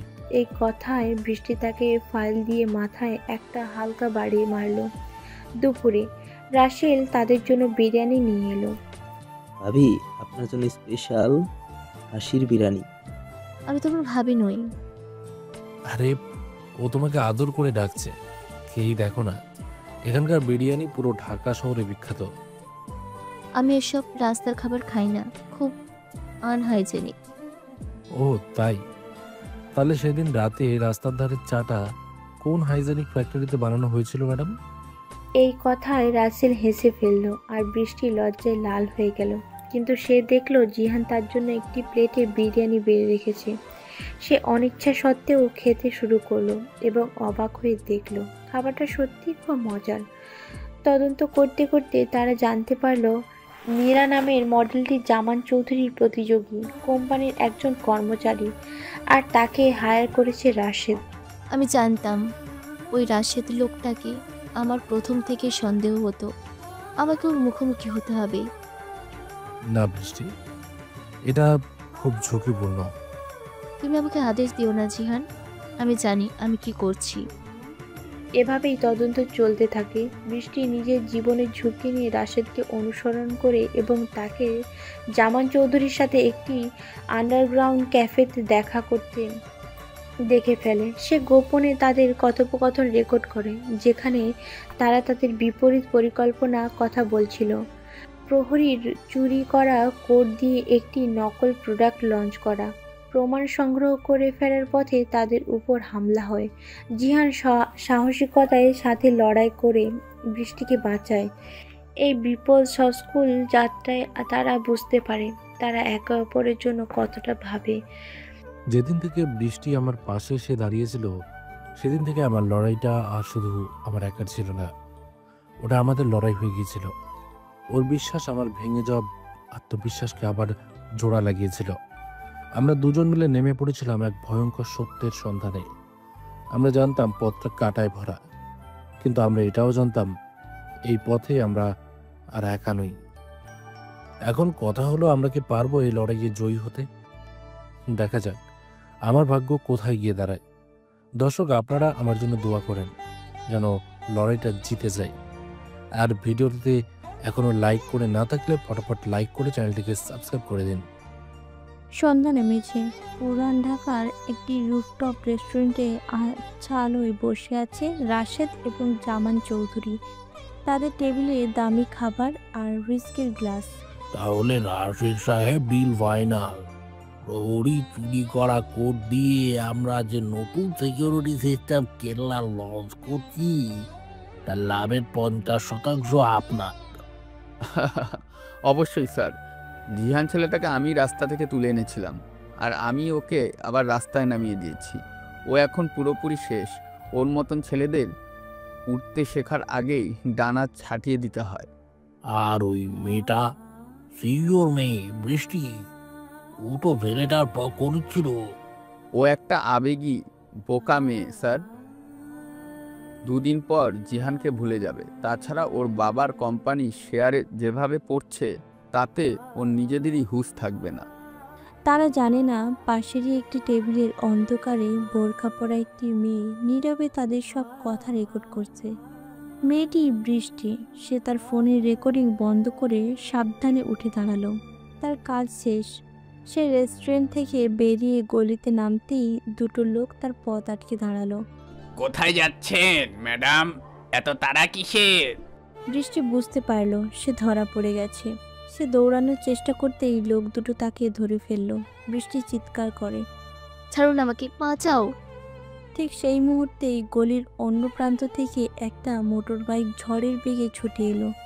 বাইকের উপর হেলমেট পরা জিহান। সে আগেই বৃষ্টির ফোনে ট্র্যাকার লাগিয়ে রেখেছিল। জিহান বাইক থেকে লাফিয়ে নেমেই লোক দুটোর উপর ঝাঁপিয়ে পড়ল। শুরু হলো এক সংক্ষিপ্ত কিন্তু ভয়ঙ্কর লড়াই। কয়েক মিনিটের মধ্যেই লোক দুটো মাটিতে পড়ে কাতরাচ্ছে। জিহান দ্রুত বৃষ্টির হাত ধরে তাকে বাইকে বসালো। তাড়াতাড়ি, পুলিশ আসার আগেই আমাদের এখান থেকে যেতে হবে। তারা বাইক চালিয়ে সেই অন্ধকার গলি থেকে বেরিয়ে এলো। ঢাকার রাস্তায় রাত, বাইক চলছে। বৃষ্টি ভেজা চুল থেকে দল গড়িয়ে জিহানের পিঠে পড়ছে। বৃষ্টি তখনও জিহানকে শক্ত করে ধরে আছে, তার মুখটা জিহানের পিঠে লোকানো। জিহান বাইক চালাতে চালাতে কিছুটা চিৎকার করে, আপনি ঠিক আছেন তো? লাগেনি তো কোথাও? আমি ঠিক আছি, কিন্তু তুমি, তোমার হাতে মনে হয় লেগেছে। লোকটা যখন ছুরি বের করছিল। ও কিছু না, এর চেয়ে বড় আঘাত তো আমি রোজই সহ্য করি। এই কথায় একটা চাপা কষ্ট ছিল যা বৃষ্টির বুকটা ছুঁয়ে গেল। সে আর কিছু না বলে শুধু তার মাথাটা জিহানের পিঠে রাখলো। প্রায় ফিসফিস করেই বলে, ধন্যবাদ জিহান। ধন্যবাদ কেন? এটা তো আমার দায়িত্ব ছিল। না, এটা তোমার দায়িত্ব ছিল না, এটা আমার লড়াই ছিল। আমি তোমাকে এর মধ্যে টেনে এনেছি। আপনি আমাকে টেনে আনেননি বৃষ্টি, আমরা একে অপরকে টেনে এনেছি। হয়তো এটাই হওয়ার ছিল। মোহাম্মদপুর, গভীর রাত। এটা জিহানের বন্ধু রাসেলের একটি পুরনো ফ্ল্যাট। বাইরে ঝমঝম করে বৃষ্টি নামলো। জিহান ফার্স্ট এড বক্সটা এনে বৃষ্টির সামনে রাখলো। আপনার কনুইটা দেখি, লড়াইয়ের সময় ছুটে গেছিল। বৃষ্টি তার কনুইটা এগিয়ে দিল। জিহান খুব সাবধানে এবং আলতো করে তুলা দিয়ে জায়গাটা পরিষ্কার করে অ্যান্টিসেপটিক লাগিয়ে দিচ্ছে। তার মনোযোগ এবং যত্ন দেখে বৃষ্টি মুগ্ধ হয়ে তাকিয়ে রইল। ইস, লাগছে। সরি, একটু তো লাগবেই। সে আবারও আলতো করে ঔষধ লাগাতে শুরু করলো। জিহানের হাতের দিকে তাকিয়ে বলে, এবার তোমার হাতটা দেখাও, আমি জানি তোমারও লেগেছে। জিহান তার হাতটা লুকানোর চেষ্টা করলো। আরে ও কিছু না, দেখাও বলছি জিহান। জিহান তার হাতটা এগিয়ে দিল। বৃষ্টি দেখলো তার হাতের এক জায়গায় বেশ খানিকটা কেটে গেছে। সে ফার্স্ট এড বক্সটা নিজের দিকে টেনে নিল এবং এবার সে জিহানের হাতে ওষুধ লাগিয়ে দিতে শুরু করলো। এত সাহস আপনার হয় কি করে? একা একা ওখানে যাওয়ার আগে আমাকে একবার জানানোর প্রয়োজন মনে করনি? তোমাকে জানালে তুমি আমাকে যেতে দিতে না। প্রমাণটা জোগাড় করা খুব জরুরি ছিল। প্রমাণের চেয়ে আপনার জীবনটা বেশি জরুরি বৃষ্টি। যদি আজ আমার পৌঁছতে 1 মিনিট দেরি হতো। কথাটা শেষ করতে পারল না জিহান, তার গলাটা ধরে এলো। বৃষ্টি দেখলো ছেলেটার চোখে মুখে তীব্র উদ্বেগ আর ভয়। বৃষ্টি আলতো করে জিহানের হাতটা ধরে বলে, আমার কিছু হয়নি জিহান, কারণ আমি জানতাম তুমি আসবে। এই গভীর বিশ্বাসী কথাটাই জিহানকে চমকে উঠল। সে বৃষ্টির চোখের দিকে তাকালো। আমার খুব ভয় করছে জিহান। ভয় আমিও পাই বৃষ্টি। যখন বগুড়ায় ছিলাম তখন খুব ভয় পেতাম। আমি তো কোনোদিন আমার স্বপ্নটা পূরণ করতে পারবো না। আর এখন সে উঠে এসে বৃষ্টির পাশে দাঁড়ালো। এখন ভয় পাই আমি তোমাকে হারিয়ে ফেলবো ভেবে। এই সরাসরি স্বীকারোক্তিতে বৃষ্টি কেঁপে উঠল। সে জিহানের চোখের দিকে তাকালো। আমি ভেবেছিলাম আমি খুব শক্তিশালী, কিন্তু আজ আমি বুঝতে পারছি আমি কতটা একা। তুমি একা নও। আমি জানি, কারণ তুমি এখন আছো। সে তার হাতটা বাড়িয়ে জিহানের গাল স্পর্শ করলো। আমি দুঃখিত জিহান, আমি তোমাকে যে অপমান করেছি। জিহান বৃষ্টির ঠোঁটের উপর আঙুল রেখে বলে, অতীতকে ভুলে যাও, এখন শুধু বর্তমান। কিন্তু কেন করছো এসব আমার জন্য? আমি তো তোমাকে শুধু কষ্টই দিয়েছি। জানি না, হয়তো কিছু প্রশ্নের উত্তর হয় না। আচ্ছা, একটা কথা জিজ্ঞেস করি? বলো। তোমার কি মনে হয় না আমাদের এই দেখা হওয়াটা, এই একসাথে লড়াই করাটা কোনো সাধারণ ঘটনা নয়? বৃষ্টি কোনো উত্তর দিল না। সে শুধু জিহানের চোখের দিকে তাকিয়ে রইল। আমার তো মাঝে মাঝে মনে হয় আমার জীবনের সবচেয়ে জটিল কোডটা তুমি, যাকে আমি এখনো পুরোপুরি ডিক্রিপ্ট করতে পারিনি, কিন্তু করতে চাই সারা জীবন ধরে। এই কাব্যিক কিন্তু গম্ভীর স্বীকারোক্তি বৃষ্টির চোখ দিয়ে জল গড়িয়ে পড়ল। আমার আর কোনো দেওয়ালের প্রয়োজন নেই জিহান, আমি খুব ক্লান্ত। এই কথা বলে সে নিজেই জিহানকে জড়িয়ে ধরল। জিহানও তাকে পরম আদরে নিজের বাহুবন্ধনে আবদ্ধ করল। বাইরের বৃষ্টির শব্দের সাথে মিলেমিশে একাকার হয়ে গেল তাদের নিঃশ্বাসের শব্দ। জিহান বৃষ্টির ঠোঁট নিজের দখলে করে নেয়। এটা ছিল তাদের প্রথম চুম্বন, গভীর। জিহানের অস্থায়ী কন্ট্রোল রুম, সেই টেকশপ। পরদিন সকাল হয়েছে। রাতের আবেগঘন মুহূর্তের পর তারা এখন আবার তাদের মিশনে ফিরেছে। জিহানের বন্ধু রাসেল তাদের জন্য চা আর সিঙ্গারা নিয়ে এসেছে। ভাই, তোরা তো দেখি এক রাতেই ইন্ডিয়া পাকিস্তান বর্ডার ক্রস কইরা ফেলছস। দেখ, ভালো হয়েছে। এখন কাজের কথায় আসি। জামান চৌধুরীর কোম্পানি ফিউচার সফট আগামী সপ্তাহে একটা বিশাল ইভেন্টে তাদের নতুন সাইবার সিকিউরিটি সিস্টেম কেল্লা লঞ্চ করতে যাচ্ছে। কেল্লা? ওরা তো প্রহরীর চুরি করা কুটি ব্যবহার করছে। জিহান ল্যাপটপের দিকে তাকিয়ে মুচকি হেসে বলল, করুক, আমি তো সেটাই চাই। বৃষ্টি আর রাসেল অবাক হয়ে তাদের দিকে তাকালো। ওরা যে কোডটা চুরি করেছে ওটা ছিল একটা টোপ। টোপ মানে ওটা ছিল একটা ট্রোজান হর্স। আমি আমার মূল প্রহরী সিস্টেমের একটা দুর্বল নকল সংস্করণ বানিয়েছিলাম। আমি জানতাম রাশেদ ওটা চুরি করার চেষ্টা করবে। ওই কোডের ভেতরে আমি একটা গোপন বাগ লুকিয়ে রেখেছিলাম। তখন কি হইব তা? যখনই জামান চৌধুরী তার প্রোডাক্ট লঞ্চ করবে, সাথে সাথেই ওই বাগটা অ্যাক্টিভ হয়ে যাবে। আর তখন আমার ফিউচার সফটওয়্যার মূল সার্ভারের সম্পূর্ণ নিয়ন্ত্রণ পেয়ে যাব। জিহান, তুমি একটা জিনিয়াস, কিন্তু এটা খুব ঝুঁকিপূর্ণ। যদি ওরা তোমার বাগটা ধরে ফেলে? ওরা পারবে না, কারণ ওই বাগটা এমনভাবে ডিজাইন করা যা নিজেকে বারবার পরিবর্তন করতে পারে। ওরা একটা অদৃশ্য ভূতের মতো। জিহান এবার বৃষ্টির দিকে তাকালো। তার চোখে আত্মবিশ্বাস আর প্রতিশোধের আগুন। ওরা আমার সম্মান নিয়ে খেলেছে, এবার আমি ওদের পুরো সাম্রাজ্য নিয়ে খেলবো। তারা তাদের চূড়ান্ত আক্রমণের পরিকল্পনা করছে। একটা বিশাল হোয়াইট বোর্ড। জিহান বিভিন্ন ডায়াগ্রাম আঁকছে। দেখো, যখন ওদের সার্ভার আমাদের নিয়ন্ত্রণে আসবে তখন আমরা ওদের প্রজেক্টরের নিয়ন্ত্রণ নেব। বেশি তুমি ওদের সমস্ত আর্থিক দুর্নীতির প্রমাণগুলো একটা প্রেজেন্টেশনে রেডি করবে। আর রাসেল, আমি কি করবো ভাই? তুই তুই জামান চৌধুরী একটা ক্রিয়েচার বানাবি, সাথে একটা মজার মিউজিক দিবি। লোকটা যখন মঞ্চে উঠবে তখন আমরা ওর ক্রিয়েচার বড় করে স্ক্রিনে দেখাবো। Are you serious? এটা তো বাচ্চাদের মতো কাজ হবে। অপমান করার জন্য এর চেয়ে ভালো উপায় আর হয় না ম্যাডাম। তাছাড়া মানুষ সিরিয়াস জিনিস তাড়াতাড়ি ভুলে যায়, কিন্তু মজার জিনিস কখনো ভোলে না। ভাই তুই যা বলবি তাই হইব। আমি আজ রাতেই জামান চৌধুরীরে গানাম স্টাইলে নাচামু। সবাই হেসে উঠল। এই কঠিন লড়াইয়ের মাঝেও তারা তাদের প্রতিশোধের পরিকল্পনা একটা মজার খেলায় পরিণত করল। টেক ইভেন্টের আগের রাত, টেক শপ, চারিদিকে পিৎজার বাক্স, কফির কাপ আর এনার্জি ড্রিঙ্কসের ক্যান ছড়ানো। জিয়ান, বৃষ্টি আর রাসেল তাদের চূড়ান্ত আক্রমণের জন্য প্রস্তুত হচ্ছে। পরিবেশটা উত্তেজনাপূর্ণ, কিন্তু তার মধ্যে একটা মজার আমেজও আছে। জিহান কিবোর্ডে টাইপ করতে করতে বলে, রাসেল, সার্ভারের ব্যাকডোরটা রেডি? একদম রেডি ভাই, শুধু তোর ইশারার অপেক্ষা। অন্য একটি কম্পিউটার থেকে বলে, আমি ওদের সমস্ত আর্থিক লেনদেনের ডেটাবেসের অ্যাক্সেস পেয়ে গেছি।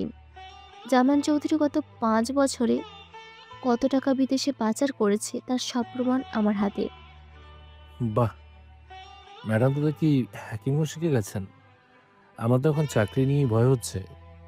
তোমার চাকরি আমি নেব না, কিন্তু তোমার নতুন কোম্পানির 50% শেয়ার আমার চাই। 50? 100% নিলেও আমার কোনো আপত্তি নেই, কারণ আমার সবচেয়ে বড় সম্পদ তো। বৃষ্টির দিকে তাকিয়ে চোখ মারল। বৃষ্টি লজ্জায় মুখ ঘুরিয়ে নিল। ওদের প্রেম দেখলে আমার নিজের সিঙ্গেল জীবনের জন্য কান্না পায়। সবাই হেসে উঠল। ঠিক আছে, ফান টাইম শেষ, এখন অ্যাকশনের সময়। জামান চৌধুরী কালকে মঞ্চে উঠবে, আর আমরা ওর পেছনের বড় স্ক্রিনে ওর জীবনের সবচেয়ে বড় সারপ্রাইজটা দেখাবো। সে তার মিন্টরের দিকে তাকিয়ে হাসল। ওরা আমার সম্মান নিয়ে খেলেছে, আমি ওদের সম্মানটা একটা ভাইরাল মেমে বানিয়ে দেব। বাংলাদেশের মানুষ আগামী 10 বছর ধরে ওদের নিয়ে হাসাহাসি করবে। তাদের তিনজনের চোখেই তখন প্রতিশোধের আগুন আর দুষ্টুমি খেলা করছিল। তারা জানে কালকে সকালটা বাংলাদেশের টেক ইন্ডাস্ট্রির জন্য এক নতুন ইতিহাস তৈরি করতে চলেছে। প্রতিশোধ নেওয়ার সেরা উপায় হলো প্রতিপক্ষকে তার নিজের খেলাতেই হারানো। জামান চৌধুরী আর রাশেদ ভেবেছিল তারা আমাকে শেষ করে দিয়েছে, কিন্তু তারা জানতো না আমি পতঙ্গের মতো আগুনে ঝাঁপ দিই না। আমি আগুনটাকেই নিয়ন্ত্রণ করতে শিখেছি। জাতীয় টেক সামিট, এই মঞ্চটাই ছিল তাদের অহংকার, আর আমি ঠিক করেছিলাম এই মঞ্চটাকেই আমি তাদের পতনের মঞ্চ বানাবো। খেলাটা তারা শুরু করেছিল, কিন্তু শেষটা লেখার দায়িত্ব ছিল আমার। পরের দিন একটি বিশাল অডিটোরিয়ামে জাতীয় টেক সামিট, দেশের সবচেয়ে বড় টেক সামিট। চারিদিকে ক্যামেরার ফ্ল্যাশ, সাংবাদিকদের ভিড়, আর দেশের টেক ইন্ডাস্ট্রির সব মহারথীদের আনাগোনা। মঞ্চের ওপর বিশাল স্ক্রিনে লেখা ফিউচার সফট গর্বিতভাবে উপস্থাপন করেছে ভবিষ্যতের সাইবার সিকিউরিটি কেল্লা। অডিটোরিয়ামে পেছনের সারিতে সাধারণ দর্শকের বেশে বসে আছে জিহান এবং বৃষ্টি। তাদের দুজনের মুখেই এক অদ্ভুত শান্ত কিন্তু দৃঢ় প্রতিজ্ঞার ছাপ। বৃষ্টি ফিসফিস করে বলে, আমার এখনো বিশ্বাস হচ্ছে না আমরা এটা করতে যাচ্ছি। আমার ভয় করছে না জিহান। জিহান বৃষ্টির হাতটা আলতো করে ধরে বলে, ভয় তো তাদের করা উচিত যারা পাপ করে। আমরা তো শুধু সত্যটাকে সামনে আনতে এসেছি। তাছাড়া ভয় পাওয়ার জন্য যে একা হতে হয়, আমি তো একা নই। জিহান এই কথার বৃষ্টি মৃদু হাসল। রাসেল রেডি তো? একদম। সে এখন কন্ট্রোল রুমে আমাদেরই একজন টেকনিশিয়ানের বেশে বসে আছে, আর তার হাতে আছে সেই পেন ড্রাইভ, যা কিছুক্ষণের মধ্যেই সোশ্যাল মিডিয়াতে এখানকার ইতিহাসে সবচেয়ে বড় ভাইরাল কন্টেন্ট তৈরি করবে। মঞ্চের পেছনে গ্রিন রুমে জামান চৌধুরী এবং রাশেদ শেষ মুহূর্তের প্রস্তুতি নিচ্ছে। স্যার সব কিছু ঠিক আছে তো? জিহান জিহান বা ওই মেয়েটা কোনো ঝামেলা করতে পারবে? ওরা কি করবে? জিয়ান তো এখন একজন চাকরিচ্যুত দাগি আসামি। আর বৃষ্টি, সে তার বাবার কোম্পানিকে বাঁচাবে নাকি আমাদের পিছনে লাগবে? আজ কেল্লা লঞ্চ হওয়ার পর দিন থেকে পথর নিশ্চিত, আর তারপর পুরো ইন্ডাস্ট্রি হবে আমার। মঞ্চে অনুষ্ঠানের সঞ্চালিকা দেশের একজন জনপ্রিয় মডেল ঘোষণা করলেন। এবং এখন যার জন্য আমরা সবাই অধীর আগ্রহে অপেক্ষা করছি, টেক ভিশনারি ফিউচার সফটের সম্মানিত সিইও জনাব জামান চৌধুরীকে মঞ্চে আমন্ত্রণ জানাচ্ছি তার যুগান্তকারী প্রোডাক্ট কেল্লা উন্মোচন করার জন্য। তুমুল করতালির মধ্যেও জামান চৌধুরী বিজয়ীর বেশে মঞ্চে উঠল। সে একবার অহংকারের দৃষ্টিতে পুরো অডিটোরিয়ামের দিকে তাকালো। তার চোখ দুটো খুঁজছিল আশফাক চৌধুরীকে, তার পুরনো প্রতিদ্বন্দ্বীকে। জামান চৌধুরী মাইক্রোফোনের সামনে দাঁড়িয়ে বলে, শুভ সন্ধ্যা। আজ আমি আপনাদের সামনে শুধু একটি প্রোডাক্ট নিয়ে আসিনি, আমি নিয়ে এসেছি একটি বিপ্লব। দর্শকাসনে বসে থাকা জিহান বৃষ্টির দিকে তাকিয়ে চোখ মারল। বিপ্লব তো এখন শুরু হবে ম্যাডাম। পরিচয় করিয়ে দিচ্ছি ভবিষ্যতে দুর্ভেদ্য সাইবার নিরাপত্তা ব্যবস্থা কেল্লা। এই বলে সে তার রিমোটের বোতাম টিপল। পেছনের বিশাল স্ক্রিনে কেল্লার ডেমো দেখানোর জন্য স্ক্রিনে প্রথমে কেল্লার একটি 3D অ্যানিমেশন শুরু হলো। একটি বিশাল দুর্গ, যার উপর বজ্রপাত হচ্ছে, কিন্তু দুর্গে কিছুই হচ্ছে না। আবহ সঙ্গীতে চলছে এক ধরনের যুদ্ধের দামাম। আপনারা দেখতে পাচ্ছেন কেল্লা কিভাবে যে কোনো সাইবার আক্রমণকে প্রতিহত করতে সক্ষম। আসুন আমরা লাইভ ডেমোর মাধ্যমে দেখি কেল্লা কিভাবে বিশ্বের সবচেয়ে ভয়ঙ্কর ভাইরাসকেও একটা সাধারণ টেক্সট ফাইলের মতো ডিলিট করে দেয়। সে আবার রিমোট টিপল, কিন্তু এবার স্ক্রিনে যা ভেসে উঠল তা দেখে পুরো অডিটোরিয়ামের প্রথমে স্তব্ধ, তারপর হাসির এক বিস্ফোরণে ফেটে পড়ল। স্ক্রিনে দেখা যাচ্ছে জামান চৌধুরী একটি ক্যারিকেচার, তার মাথায় কিংসুকের কাঁটাওয়ালা ফলের মতো একটি মুকুট, সেসাই PSY এর বিখ্যাত গানাম স্টাইল। গানের তালে তালে অদ্ভুতভাবে নাচছে। মিউজিকটা এতটাই জোরালো যে পুরো অডিটোরিয়াম কেঁপে উঠছে। ক্যারিকেচারের নিচে লেখা ওপোপা Zaman style, hacking the dance floor. বৃষ্টি দর্শকাসনে বসে জিহানের দিকে তাকিয়ে ফিসফিস করে বলে, রাসেলের কাজটা কিন্তু অসাধারণ হয়েছে, তাই না? লোকটার নাচের স্টেপগুলো কিন্তু জামান চৌধুরীর সাথেই যায়, একদম পারফেক্ট। জামান চৌধুরী ফ্যাকাশে লাল নীল মুখে স্ক্রিনের দিকে তাকিয়ে আছে। সে কন্ট্রোলের রুমের দিকে তাকিয়ে চিৎকার করে উঠল, what the hell is this? বন্ধ করো এই ফাজলামি এখনই। সিকিউরিটি, কন্ট্রোল রুমে যাও।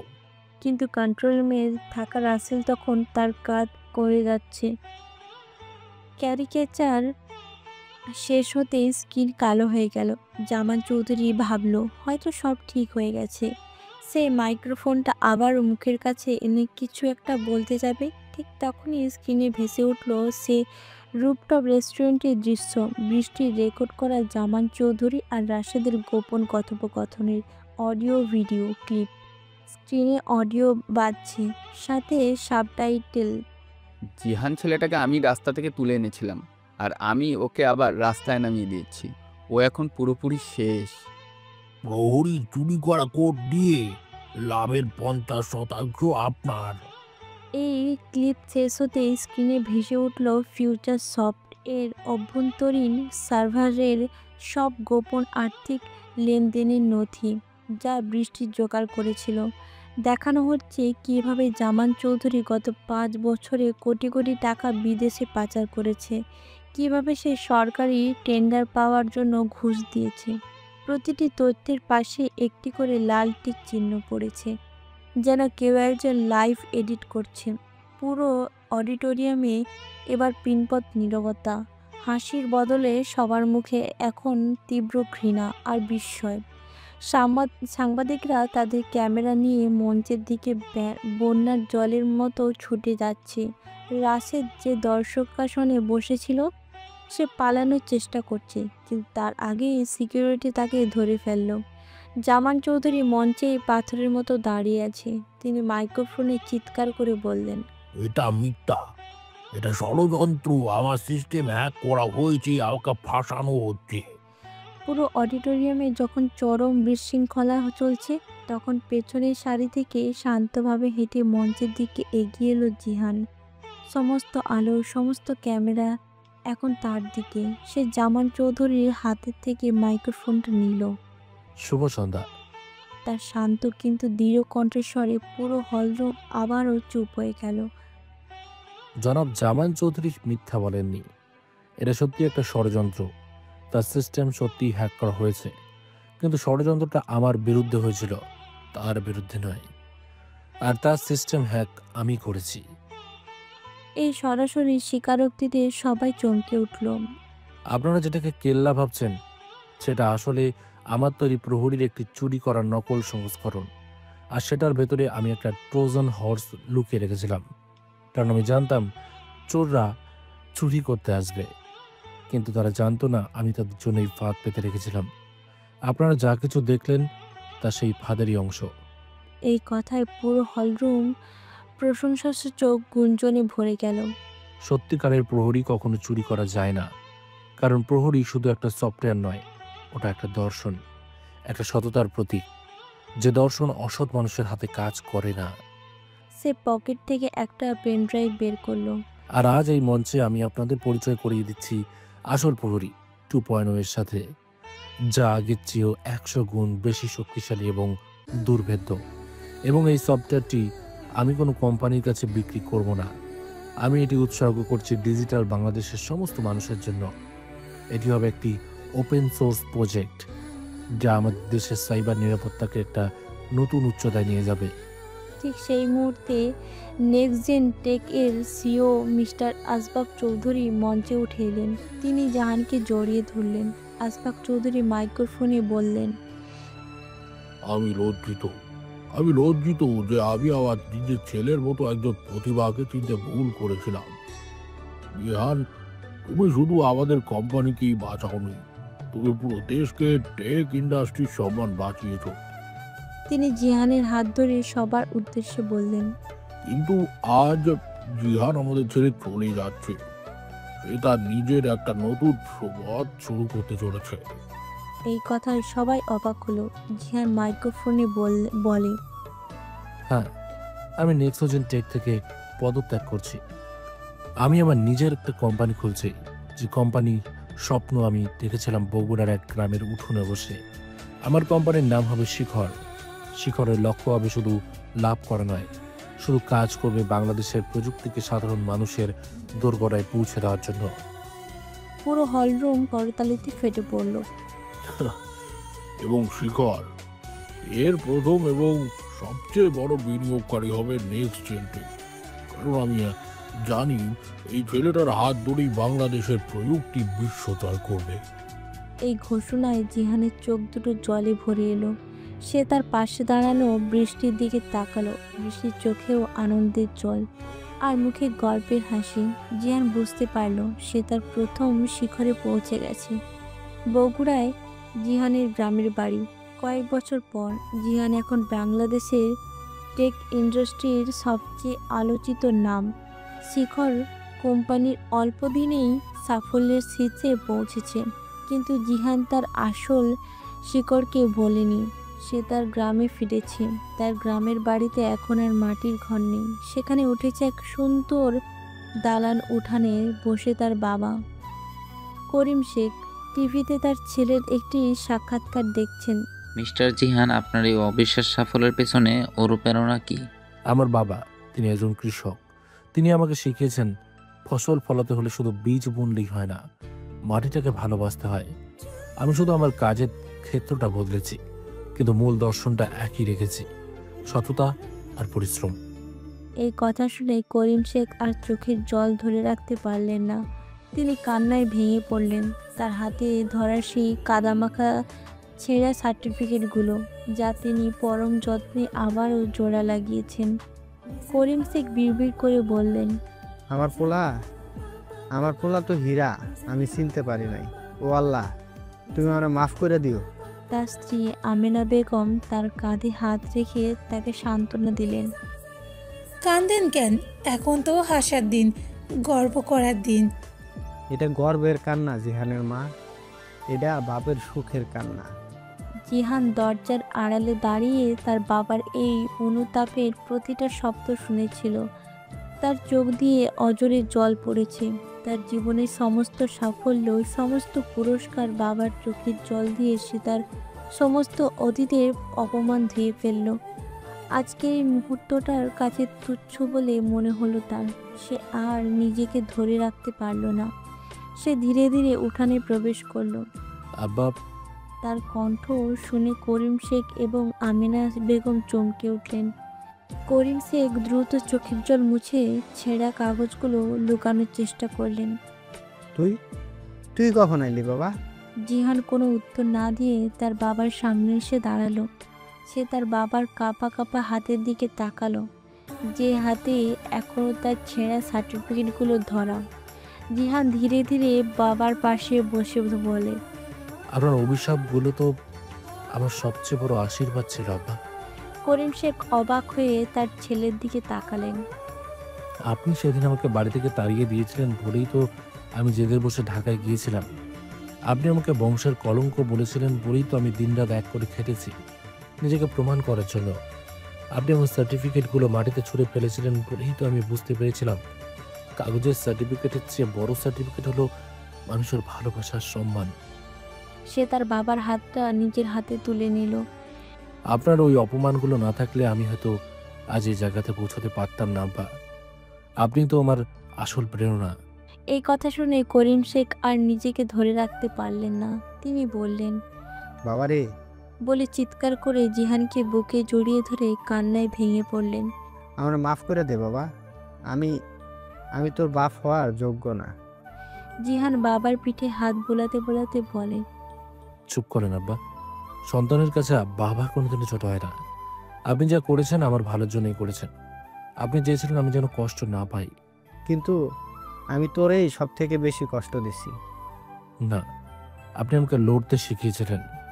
আপনি আমাকে শিখিয়েছেন মাটি থেকে উঠে দাঁড়ালে আকাশের দিকে তাকালে শিখরে পৌঁছানো যায়। বাবা ছেলের এই মিলন দেখে আমেনা বেগমের চোখেও আনন্দের জল। তিনি আঁচল দিয়ে চোখ মুছছেন। জিহান তার বাবার চোখের জল মুছিয়ে দিল। তার জীবনের সবচেয়ে বড় পুরস্কারটা সে আজ পেয়ে গেল। বাবার চোখের জল দিয়ে সে তার সমস্ত অতীতের অপমান ধুয়ে ফেলল। শিখরে পৌঁছানোটা কঠিন, কিন্তু তার চেয়ে কঠিন হলো শিখরে দাঁড়িয়ে নিজের শিখরটা ভুলে না যাওয়া। জাতীয় টেক সামিটের সেই রাতটা আমার জীবনকে আবার বদলে দিয়েছিল। আমি সম্মান ফিরে পেয়েছিলাম, বাবার চোখে গর্ব দেখেছিলাম। কিন্তু আমি জানতাম আমার আসল বিজয় এখনো বাকি। আমার আসল বিজয় হলো সেই গ্রামে ফিরে যাওয়া, যে গ্রামে আমাকে বেকার বলে তাচ্ছিল্য করেছিল। আমার আসল বিজয় হলো সেই মাটির ঋণ শোধ করা, যে মাটিতে আমার জন্ম। 6 মাস পর বগুড়া সেই ধুলোমাখা গ্রামে চেহারা বদলে গেছে। ফসলের মাঠের পাশেই গড়ে উঠেছে এক বিশাল আধুনিক কাঁচের বিল্ডিং। বিল্ডিংয়ের সামনে বড় করে লেখা শিখর টেকনোলজি অ্যান্ড ইনোভেশন সেন্টার। আজ সেই সেন্টারে উদ্বোধন অনুষ্ঠানের মঞ্চে দাঁড়িয়ে আছে জিহান। তার পরনে সাধারণ পাঞ্জাবি পাজামা। তার পাশে চেয়ারে বসে আছেন তার বাবা করিম শেখ এবং তার আম্মা আমেনা বেগম। তাদের চোখে মুখে গর্ব আর আনন্দের জল। দর্শক আসনে বসে আছে গ্রামের শত শত মানুষ, যাদের চোখে মুখে এখন আর তাচ্ছিল্য নেই, আছে বিস্ময় আর শ্রদ্ধা। জিহান মাইক্রোফোনে বলে, শুভ সকাল। আমি যখন এই গ্রাম ছেড়ে ঢাকায় গিয়েছিলাম তখন আমার কাছে ছিল শুধু কিছু ছেঁড়া সার্টিফিকেট আর এক বুক চেক। আপনারা আমাকে নিয়ে হাসতেন, আমাকে আকাশ কুসুম স্বপ্ন দেখা পাগল বলতেন। গ্রামের মানুষ মাথা নিচু করে ফেলে। আপনারা বলছিলেন না, আমি সত্যিই পাগল ছিলাম। আমি এমন এক পৃথিবীর স্বপ্ন দেখলাম যা আপনারা কল্পনাও করতে পারতেন না, কিন্তু আজ আমি আমার সেই স্বপ্নের একটা ছোট্ট অংশকে আমার গ্রামে ফিরিয়ে আনতে পেরেছি। সে বিল্ডিংয়ের দিকে ইশারা করলো। এই শিকড় ট্রেনিং সেন্টার কোনো দান নয়, এটা আপনাদের অধিকার। আমি চাই না আমার মতো আর কোনো জিহানের স্বপ্ন টাকার অভাবে বা সুযোগের অভাবে নষ্ট হয়ে যাক। আজ থেকে এই গ্রামের প্রত্যেকটা ছেলে মেয়ে এখানে বিনামূল্যে বিশ্বের সেরা প্রযুক্তি নিয়ে পড়াশোনা করবে। তারা শিখবে কিভাবে কোডিং দিয়ে ভাগ্য বদলাতে হয়। তুমুল করতালিতে ফেটে পড়লো পুরো এলাকা। আমার বাবা আমাকে শিখিয়েছেন মাটিটাকে ভালোবাসতে হয়। আমি আজ আপনাদের সবার সামনে আমার বাবাকে একটা কথা দিতে চাই। সে মঞ্চ থেকে নেমে তার বাবার সামনে এসে দাঁড়ালো। করিম শেখ চেয়ার থেকে উঠে দাঁড়ালেন। জিয়ান তার বাবার হাত ধরে বলেন, আবা, আমি কথা দিচ্ছি, আমি আমার গ্রামকে বাংলাদেশের সবচেয়ে আধুনিক ডিজিটাল ভিলেজ বানাবো। এখানে শুধু ধান ফলবে না, এখান থেকে জন্ম নেবে শত শত টেক জিনিয়াস, যারা পুরো বিশ্বকে পথ দেখাবে। করিম শেখ কোনো কথা বলতে পারলেন না। তিনি শুধু তার ছেলেকে বুকে জড়িয়ে ধরে কান্নায় ভেঙে পড়লেন। বাবা ছেলের এই আবেগঘন দৃশ্য দেখে উপস্থিত সবার চোখে ভিজে এলো।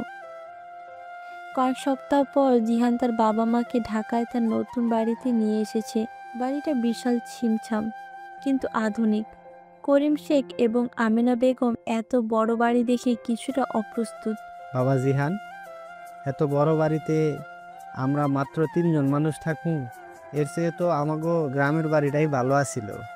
হাঁক দিলে সারা পাড়ার লোক জড়ো হইয়া যাইত। চুপ করেন তো, পোলা কত শখ করে বাড়ি বানাইছে আর আপনার খালি এক কথা। ঠিক তখনই কলিং বেল বেজে উঠল। জিহান দরজা খুলতে দেখলো বৃষ্টি দাঁড়িয়ে আছে। তার হাতে এক বক্স মিষ্টি আর কিছু ফল। আরে বৃষ্টি, ভেতরে এসো। ভেতরে প্রবেশ করলো সে। সে করিম শেখ এবং আমিনা বেগমকে সালাম করলো। আমিনা বেগম তাকে পরম আদরে কাছে টেনে নিলেন। তুমি তাইলে বৃষ্টি? আমার পোলা তো তোমার কথা কইয়া মুখে ফেনা তুইলা ফেলে। কত সুন্দর মাইয়া, মাশাল্লাহ। বৃষ্টি লজ্জায় লাল হয়ে গেল। করিম শেখ তখনও কিছুটা গম্ভীর হয়ে বসে আছেন। বৃষ্টি করিম শেখের দিকে তাকিয়ে বলে, আসসালামু আলাইকুম চাচা, আপনি ভালো আছেন? ভালো আর কই থাকলাম মা, পোলা তো এখন আকাশের চাঁদ হয়ে গেছে। আমরা তো মাটির মানুষ, তার সাথে কি আর আমাগো মিল আছে? আব্বা, আপনি আবার শুরু করলেন? চাচা, আপনার ছেলে আকাশের তারা হতে পারে, কিন্তু তার রিমোট কন্ট্রোল তো এই মাটিরই এক মেয়ের হাতে। এই অপ্রত্যাশিত এবং মিষ্টির কথায় সবাই হেসে উঠল। করিম শেখের মুখের গম্ভীর ভাবটাও কেটে গেল। তিনি বৃষ্টির মাথায় হাত রেখে বললেন, মা, আমার পোলাডারে মাফ করে দিও, ও বড়ই পাগল আর জেদি। বৃষ্টি জিহানের দিকে তাকিয়ে বলে, আপনার এই পাগলটার জন্য তো আমি পাগল চাচা। এই কথায় জিহান আর বৃষ্টি একে অপরের দিকে তাকিয়ে হাসল। তাদের চোখে ছিল গভীর ভালোবাসা। আমেনা বেগম এই দৃশ্য দেখে মনে মনে আল্লাহর কাছে শুকরিয়া আদায় করলেন।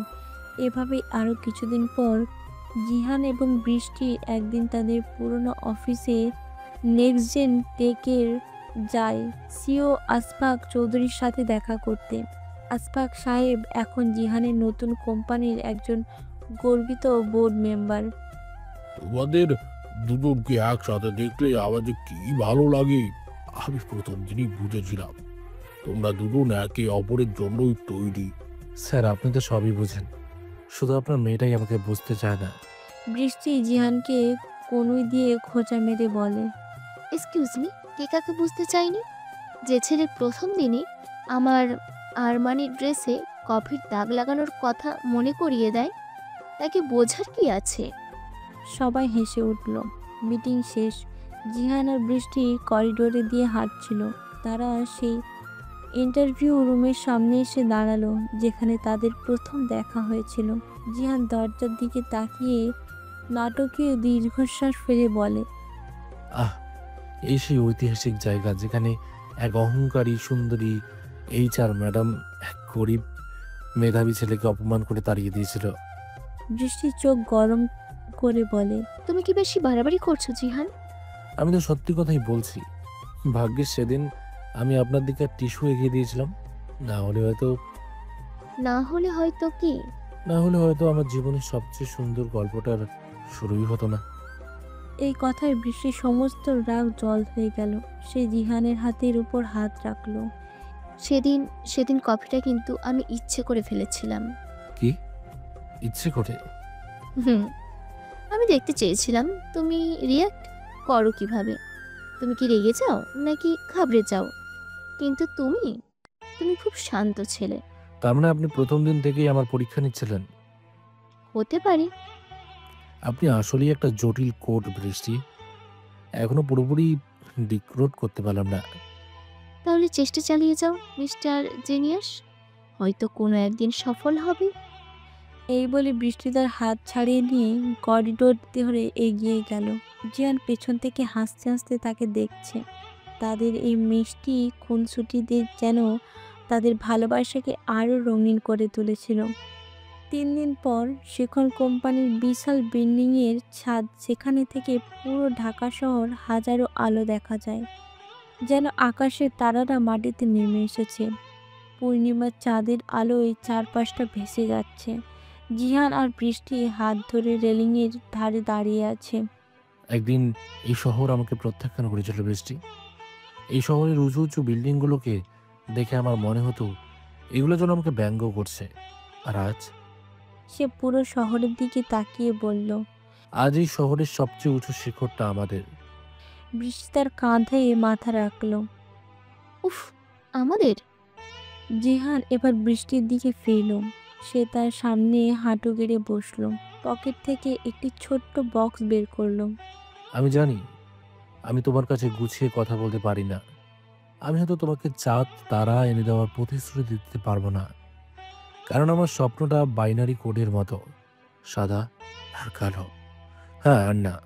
তার চোখ দুটো ছলছল করছে। কিন্তু আমি তোমাকে একটা কথা দিতে পারি।